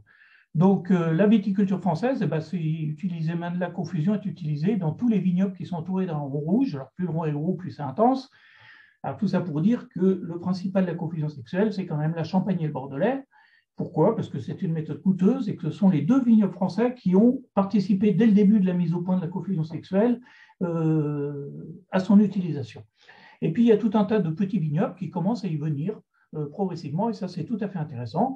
Ce qui fait maintenant qu'on est à pratiquement 17% de la viticulture française qui est traitée en confusion sexuelle. Donc, je ne l'ai pas dit parce que je crois que j'ai fait sauter la diapo, mais la viticulture française, c'est à peu près 800 000 hectares en France. Donc 17% de 800 000 hectares, je vous laisse faire le calcul. En tout cas, ce qui est très intéressant, c'est que depuis, on va dire, les 10 dernières années, on est en augmentation qui est à peu près constante de cette méthode. Et donc, ça, c'est quelque chose qui est hyper positif, en particulier dans la perspective de peut-être atteindre un jour les objectifs d'Ecofito. Alors, je reviens à l'historique de la confusion sexuelle. Je vous ai dit, on va vous raconter une success story. 1858, première identification de phéromones. On peut faire un petit cocorico, c'est quand même des Français qui ont identifié chimiquement la première phéromone d'insecte. Hein. Donc, c'est ma collègue Janine Pain et Michel Barbier, INRA et CNRS, à Gilles-sur-Yvette. Et 1959, vous savez tous, évidemment, la première identification phéromone de papillon, hein, qui est celle du Bobix, par l'allemand Butenandt, et puis par toute son équipe. Intéressant. 1960, on va trouver les 3 articles que j'ai cités là, mais pas que. Donc des journaux quand même qui ont quand même plus que pignon sur rue, hein, Nature, Science, Agricultural Chemistry, donc Berroza, vous voyez, qui commencent à parler des attractants d'insectes, alors qu'on n'avait pas, on venait juste d'identifier les premières phéromones, mais il n'y avait pas encore d'évidence de fonctionnalité de la confusion sexuelle et tout ce qui va suivre. Et vous avez ce Wright qui écrit en 1964 dans Nature, il faut lire cet article, il est très court, After Pesticides, what? Il parle clairement de confusion sexuelle en disant que la confusion sexuelle doit permettre de réduire l'usage d'insecticides. Donc on est quand même à la période de Salem Spring, etc. Et on est surtout à la période du DDT, du lindane et tout ce genre de molécules. 1975, je l'ai marqué en gros, selon moi, c'est la première évidence sur une large échelle par Rothschild de contrôle par confusion sexuelle d'une tordeuse. Hein, on est chez les tordeuses, on a parlé de Dimis de Cochilis, de Cydia molesta, qui est donc la tordeuse qui attaque les pêches. Alors, un petit flashback sur les phéromones sexuels, je suis content parce que personne ne l'a dit jusque-là. Bon, quelques caractéristiques sur les phéromones sexuels qui aident à comprendre un petit peu comment ça fonctionne dans l'air et comment ça fonctionne dans l'environnement, ce genre de molécules. Ce sont des molécules qui sont assez spéciales, de par leur chimie. Alors d'abord, on est d'échelle linéaire, donc chimiquement, c'est quand même relativement assez simple. J'ai remarqué maintenant que les phéromones de papillons, on demande dans les DUT de chimie de synthétiser des phéromones de papillons aux étudiants, et de manière assez pure, donc c'est quelque chose qui est quand même assez trivial, on va dire. D'une manière générale, donc pour ceux qui veulent plus de détails, je vous invite à aller sur le site internet Pherobase, donc P-H-E-R-O-B-A-S-E, hein, qui est un site ouvert où vous avez toute la liste des plusieurs dizaines de millions de phéromones qui ont été identifiés, ainsi que leurs différentes fonctions, et puis qui envoient sur les publications qui sont reliées. Donc chez les lipidos, on est souvent autour de 12 atomes de carbone. Donc ça fixe un peu la notion de volatilité, puis comment on va se comporter dans l'air, et puis par rapport à l'hygrométrie, par rapport aux feuilles, etc., etc. Des molécules qui sont toutes plus ou moins saturées. C'est souvent des alcools, des acétates ou des aldéhydes. Chez les papillons, c'est pratiquement toujours la femelle qui produit de la phéromone sexuelle, à part quelques mâles chez les papillons de joue. Donc ça, toutes ces caractéristiques, je pense que c'est important d'avoir ça dans un coin de sa mémoire, fait que ce sont des molécules qui sont globalement hydrophiles, mais qui sont aussi lipophiles par leur chaîne carbone. Ce sont des molécules qui sont évidemment odorantes, qui sont quand même relativement lourdes, mais qui peuvent être très volatiles. Hein. Je rappelle quand même que les quelques observations anecdotiques montrent des mâles qui peuvent être attirés à plusieurs kilomètres de distance. Et ce qui est tout à fait intéressant, donc Philippe et Emmanuel en ont parlé, c'est qu'il y a des récepteurs olfactifs qui sont spécialisés chez les mâles pour la détection des phéromones, et que derrière, au niveau du cerveau, il y a des grosses zones du cerveau qu'on appelle les lobes antennaires qui sont dévoués à traiter cette information. Et ce qui est tout à fait intéressant aussi, c'est que les femelles peuvent percevoir aussi la phéromone sexuelle. Voilà. Alors, toujours flashback sur le passé. J'ai retrouvé l'entrée le logo original de l'INRA, que je trouve d'ailleurs tout à fait joli. Voilà. Alors, il y a un siècle, on est à Bordeaux, l'INRA n'existe pas évidemment, il y a une station entomologique à Bordeaux qui est très grande, où de grands noms, des Balachowski, des Jean de Féteau ont travaillé. Donc, Jean de Féteau est un entomologiste remarquable qui a fait énormément de choses sur différents insectes, en particulier vers de la grappe, mais pas que, sur les dorifores aussi. C'est un des pionniers de la lutte biologique en France, c'est un des pionniers de l'utilisation des champignons entomopathogènes en France. Et ce Jean de Féteau, dans un article remarquable en 1915, il dit clairement que les deux sexes de l'Obesia botrona communiquent par l'olfaction et qu'on peut en faire quelque chose un jour. Voilà. Il n'a pas écrit avec les mots que j'utilise là, évidemment. Ensuite, il y a le travail pionnier de notre collègue Indra Röhrig dans les années 70. Et c'est vraiment là que la confusion sexuelle en vigne a commencé, en particulier pour Bordeaux. Et on va le voir sur la diapo ensuite. Ensuite, il y a eu tout un consortium européen où l'INRA de Bordeaux était très important, avec Röhrig et avec Jacques Stockel. Donc, les phéromones n'étaient pas identifiés encore. Donc, ensuite, on est en 73, 72, 73. Il y a tout un tas de gens qui travaillent à l'identification de la phéromone sexuelle. Voilà, Roelofs, Buser, Arne. On a aussi le labo de Charles Descoings à Versailles, de l'INRA, qui a travaillé sur l'identification de la phéromone. Et ce qui est tout à fait intéressant, c'est que de 75 à 95 se constitue un consortium d'Italiens, de Français, de Suisses, d'Allemands et d'Espagnols qui vont travailler beaucoup avec BASF, BASF est derrière ça, et que ça va aboutir en 95 à l'augmentation de la confusion sexuelle en viticulture. Voilà, alors pour faire de la confusion, le principe de la confusion, c'est de diffuser une grande quantité d'odeurs dans l'air, on ne va pas dire saturé, parce que l'air n'est pas saturé, mais une quantité énorme d'odeurs qui fait que, vous vous rappelez le cône que je vous ai montré, avec ce joli comportement de zigzagging, qu'un mâle, quand il est perdu dans ce nuage très concentré d'odeurs, il n'est plus capable de détecter aucune variation de concentration longitudinale ou latérale dans ces fameux cônes d'odeurs qu'on voyait. Donc, il n'est plus capable de s'orienter. En plus, il y a des mécanismes plus sophistiqués qui font que quand vous êtes dans une pièce, si vous cassez un flacon de Chanel 05, et ben vous allez sortir de Chanel 5, vous allez sortir de la pièce en courant parce que vos récepteurs olfactifs vont être saturés et que ça devient carrément répulsif après. Donc, la confusion est un petit peu basée là-dessus. Alors, on diffuse avec 3 types de diffuseurs. Actuellement, c'est ceux qui sont utilisés en Europe. Vous avez ce qu'on appelle le RAC à gauche, donc une petite ampoule qui est remplie de phéromones dans les 2 petits réservoirs. Vous avez les isonettes, qui est donc un tube qui est lui aussi rempli de phéromones. Donc ça, ce sont ce qu'on appelle les diffuseurs passifs. Vous avez la phéromone à l'intérieur et la phéromone va diffuser au travers du polymère et va donc être diffusée pendant toute la saison. Ces diffuseurs sont accrochés à partir de début avril et doivent tenir jusqu'à la vendange. Et puis, vous avez les nouveaux diffuseurs, nouveaux donc depuis une dizaine d'années, qu'on appelle les puffers. Donc, c'est des diffuseurs où vous avez une petite buse, vous voyez le petit trou là, sur l'image de droite, et donc vous avez une cartouche dedans, vous avez une électrogramme qui va souffler la quantité de phéromones, et l'intérêt de ces diffuseurs, c'est qu'on peut les programmer, donc on peut faire varier cette quantité. Donc, ces diffuseurs, ils sont utilisés pour les 2 insectes qu'on a vus tout à l'heure, et qu'est-ce qu'on utilise? Évidemment, pas de la phéromone naturelle qu'on irait prélever chez les insectes, ça serait complètement impossible, donc une phéromone de synthèse. Et on diffuse le composé majoritaire de ces phéromones de synthèse.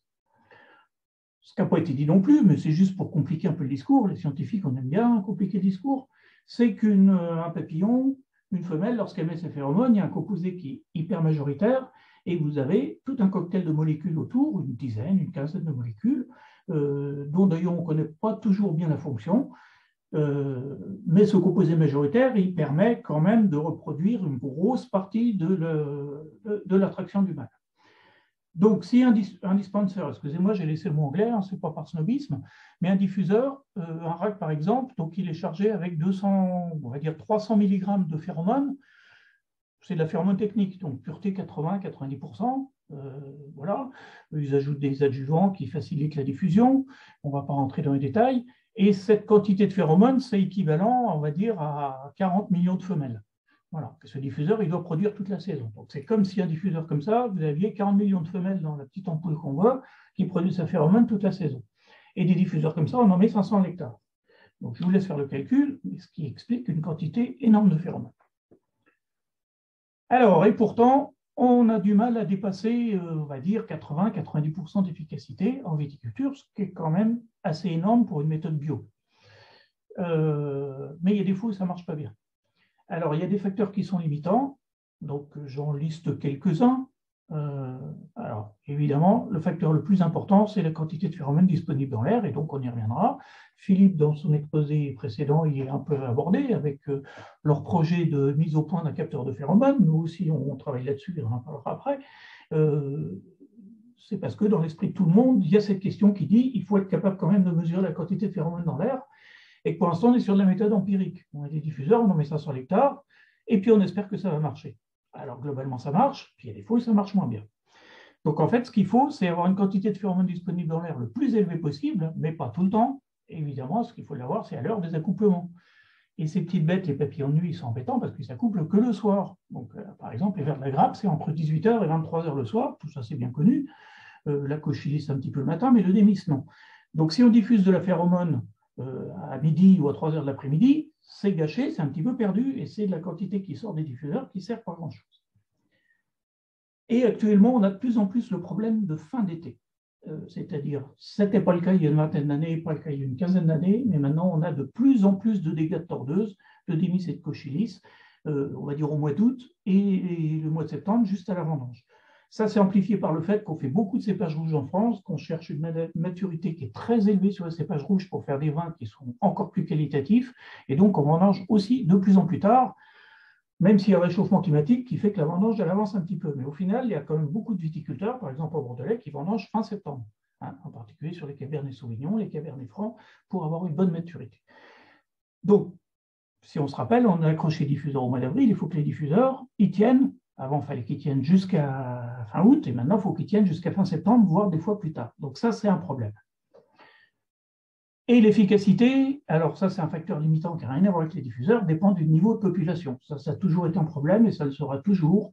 C'est que quand il y a énormément de mâles et énormément de femelles, les rencontres sexuelles finissent par se faire au hasard et la phéromone n'est plus forcément indispensable, donc la confusion marche beaucoup moins. L'autre problème qu'on a, ça c'est des choses qui n'ont pas été très bien étudiées, mais quand on est sur le terrain, on peut vraiment y toucher du doigt, c'est que les vignobles chauds éventés sont souvent problématiques. Donc la confusion sexuelle a toujours posé des problèmes dans les vignobles de bord de mer. Moi, par exemple, j'ai eu l'occasion de travailler sur un vignoble de l'île de Ré. Oui, ce n'est pas désagréable. Donc là, sur un vignoble comme ça, la confusion sexuelle, vous pouvez oublier. Probablement parce que la phéromone va partout, sûrement sur la mer, sur les bateaux, etc., mais pas sur les vignes. Donc ça pose des problèmes. L'autre facteur aussi, ça a été vu par nos collègues suisses qui ont fait du très joli travail là-dessus, dans le vignoble pentu autour du lac Léman. La phéromone a tendance à glisser vers le bas. C'est-à-dire quand vous avez un vignoble en coteau, comme ça, vous avez une plus forte concentration de phéromone dans le bas de la parcelle que dans le haut. Donc la confusion marchera mieux en bas que marchera mieux en haut. Ça, c'est pas top pour avoir une efficacité. L'autre facteur important, j'en reviens à des travaux que j'ai toujours trouvé très jolis de mon collègue Karg dans Journal of Chemical Ecology, plusieurs papiers, pas trop, 2-3 papiers, mais voilà, ils sont jolis, que la cuticule des feuilles absorbe les phéromones de manière assez claire et les relargue un petit peu comme elle veut. On a vu tout à l'heure que la phéromone sexuelle avait un comportement lipophile. Surface des feuilles, c'est une couche cireuse. Donc, c'est quand même assez logique que surface des feuilles absorbe les phéromones et les relargue en fonction de la température, etc., etc.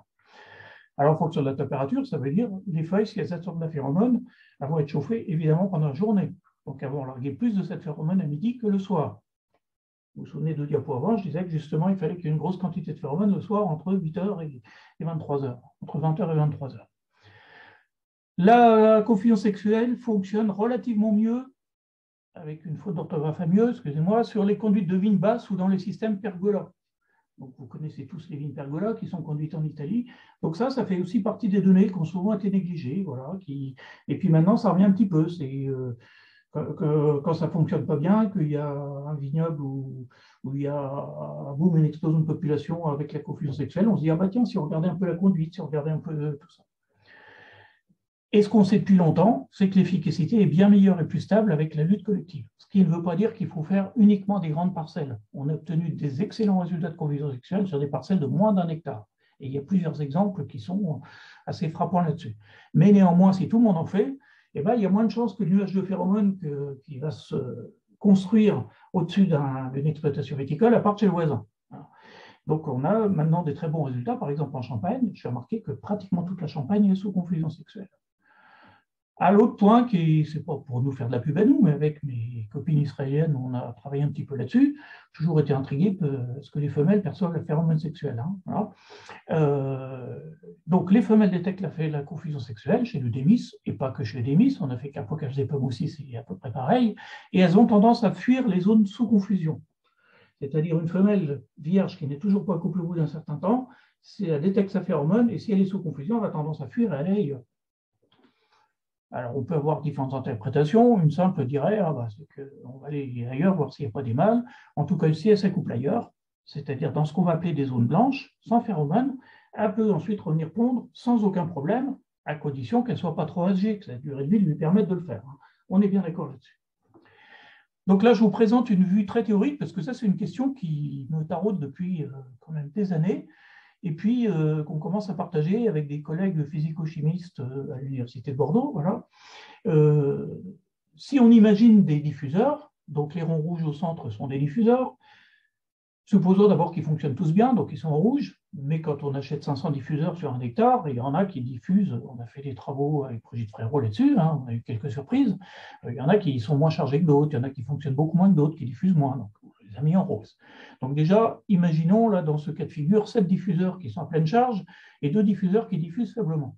Donc chacun il va avoir une sphère de diffusion autour de lui et une concentration qui va être plus ou moins forte selon qu'on s'éloigne du diffuseur lui-même. Et on s'aperçoit qu'on prenne le système dans tous les sens. Là, j'ai représenté des sphères, ce qui est quand même optimal dans un système de diffusion. Si on met du vent, de la chaleur, des convections thermiques, etc., ça ne va pas se passer comme ça. Il y a des sphères qui seront plus sphériques, etc., etc. Ça va être... Mais qu'on prenne dans tous les sens, il y a toujours des zones blanches entre les diffuseurs. Et évidemment, pour réduire ces zones blanches, il faut augmenter la concentration de phéromones. Et ces zones blanches, ce sont justement les zones critiques, selon moi, qu'il faut proscrire. Je suis désolée, le temps passe. Est-ce qu'il serait possible de terminer assez rapidement pour qu'on puisse conclure la... Bon. Ouais, bon. Moi, j'ai commencé à -10, mais bon. OK. Donc, et ça rejoint un peu, et je partage tout à fait, même si on n'a pas choisi les mêmes options scientifiques ou techniques. En tout cas, le projet qui est coaché par Philippe, c'est je fais partie de ces gens, Philippe en fait partie aussi, qui pensent qu'il faut absolument se mettre à faire des capteurs qui permettent d'avoir une mesure objective et multipoint, plus de mesures possibles dans l'espace agricole, de la concentration en phéromones dans l'air. Alors, nous avons choisi l'option avec mes collègues, je disais, du CNRS et de la fac de Talence, de capteurs qui ne sont pas éthobiologiques, c'est-à-dire parce que les capteurs biologiques, à notre sens, enfin on a fait un petit peu une étude de ce qui existe et de ce qui est possible, seront difficiles à faire fonctionner et seront toujours très chers. Et je pense que le coût de la méthode et le coût de ce qu'on propose aux viticulteurs ou à l'agriculteur est quelque chose qui est hyper important dans la réduction de pesticides. C'est-à-dire si on propose des méthodes qui sont trop coûteuses, ça ne marchera jamais, ça ne sera jamais adopté. Donc, il faut des choses qui intellectuellement soient confortables, facilement utilisables, facilement compréhensibles par le viticulteur et en plus qui ne soient pas chers. Alors, la détection, c'est simple. Au début, c'était 1980-1990, on prenait une tête d'insecte, on la connectait à des électrodes, on enregistrait un signal électrique, le signal électrique dont parlait Emmanuel tout à l'heure, qui file au cerveau, et on se baladait avec son petit électroanténogramme comme ça dans la nature, et ça marchait super bien. Vous allez voir l'article de Söckling et collègues, mais il y en a plein, donc super, ça marche bien.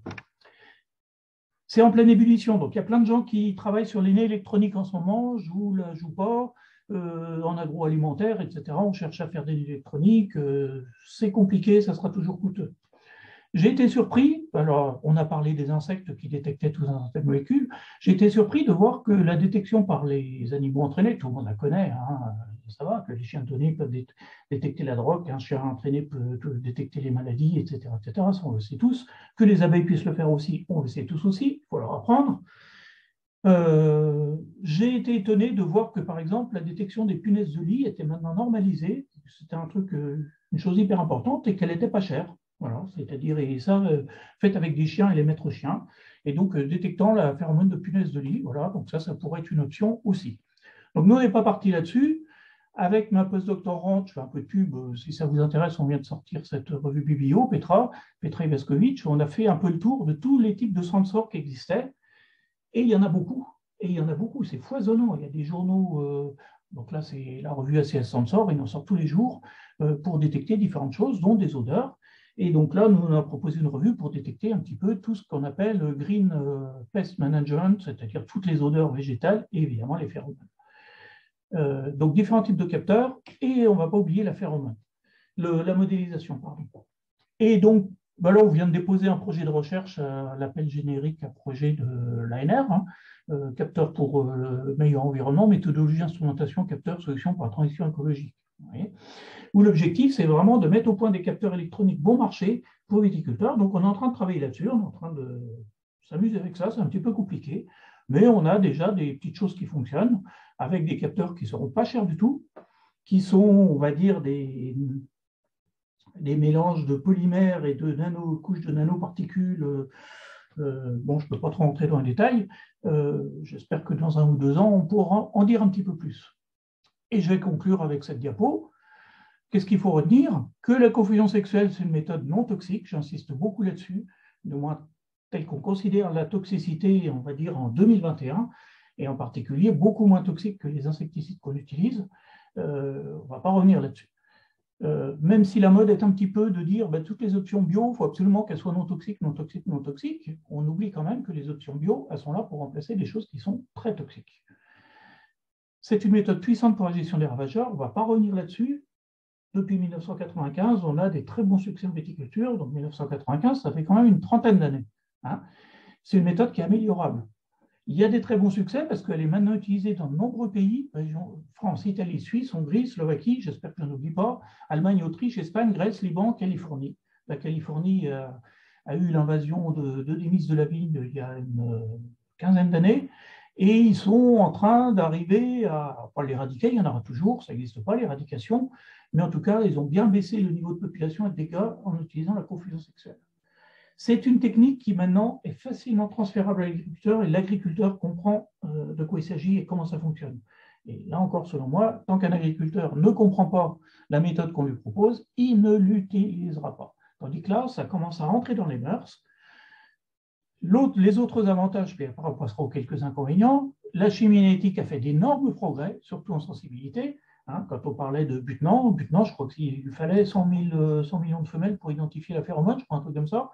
Maintenant, on prend une glande avec quelques nanogrammes, on le fait. Hein. Qu'il y a énormément d'études de comportement d'orientation, neurobiologie des récepteurs. Vous avez vu l'exposé précédent sur les récepteurs olfactifs. La science a énormément progressé là-dessus et on a encore beaucoup sous le pied. Par contre, on connaît moins, ça c'est plus embêtant. Tout ce qui concerne les aérodynamiques, donc tout ce qui est diffusion de propagation des odeurs dans l'air. L'image que je vous montrais de Célanie, on en est encore dans un tunnel de vol ou dans un espace à voir comment une odeur se propage. C'était assez hallucinant avec, quand on se posait la question, est-ce que le virus de Covid se propageait dans l'air, de voir les débats qui étaient menés là-dessus. Enfin, c'était en 2020, c'était assez hallucinant. On en est encore à mettre des fumées pour voir comment va se propager une odeur dans l'air.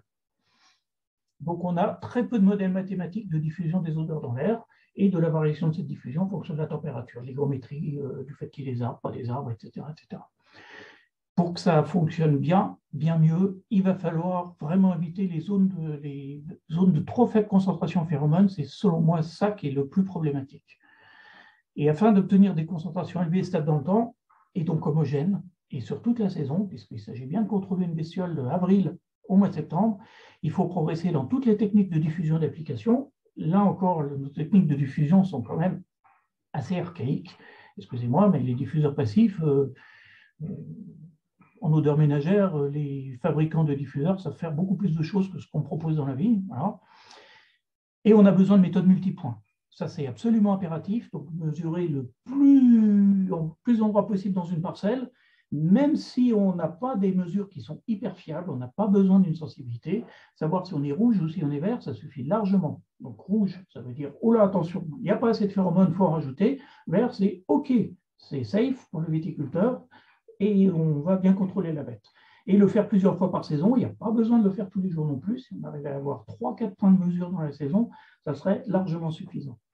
Et je pense qu'avec ça, on doit pouvoir arriver à convaincre les gens d'utiliser encore 10-20% de plus de confusion sexuelle chez vignoble. Et si on arrivait à 50%, je pense qu'on aurait gagné une bonne chose sur l'utilisation des insecticides. Et je vous remercie. Excusez-moi d'avoir dépassé le temps. Merci, Denis. Donc, il y a eu, du coup, on va pas avoir le temps, en fait, pour des questions, puisque nous avons largement dépassé le temps qui nous était accordé. Et je voudrais laisser la parole à Sybille, qui voudrait quand même transmettre quelques informations générales sur la disponibilité et puis la suite. Sybille, est-ce que tu veux proposer le temps de mettre le PowerPoint? Je voudrais prendre le temps de remercier l'ensemble des participants donc, qui ont leur projet financé par le projet Ecofito, et puis les intervenants aussi extérieurs qui nous ont fait des synthèses de très bonne qualité, très intéressantes, l'ensemble étant parfaitement complémentaire.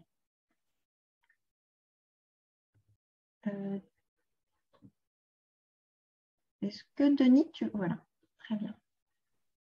Oui, alors en attendant que Damien remette le PowerPoint, donc je voulais vous redire que les ressources de ce webinaire étaient disponibles déjà les enregistrements seront diffusés sur la chaîne YouTube et vous pouvez aussi retrouver les vidéos de présentation des résultats sur cette même chaîne YouTube. Donc j'ai remis le lien au début de la session. Et vous pouvez aussi trouver sur la page Ecofitopic les brochures de présentation des projets. Donc pour ce webinaire 4, elle n'a pas encore été publiée, cette brochure, mais elle le sera très prochainement. Et puis nous vous donnons rendez-vous dans 15 jours, donc le 18 novembre, jeudi 18 novembre à la même heure, pour une session qui présentera des solutions de lutte biologique utilisant les macro-organismes. C'est la session intitulée « Les macro-organismes, les frères ennemis », avec la restitution de 3 projets, Rhizodia, Biocide et Acarosol. Et nous aurons l'intervention de Marc Kénis, qui est responsable de l'analyse du risque et de l'écologie de l'invasion au Centre suisse de CABI, qui est une organisation internationale qui conduit des programmes de recherche appliqués sur les espèces invasives. Et donc, merci à tous pour votre participation à ce webinaire et à très bientôt. Au revoir.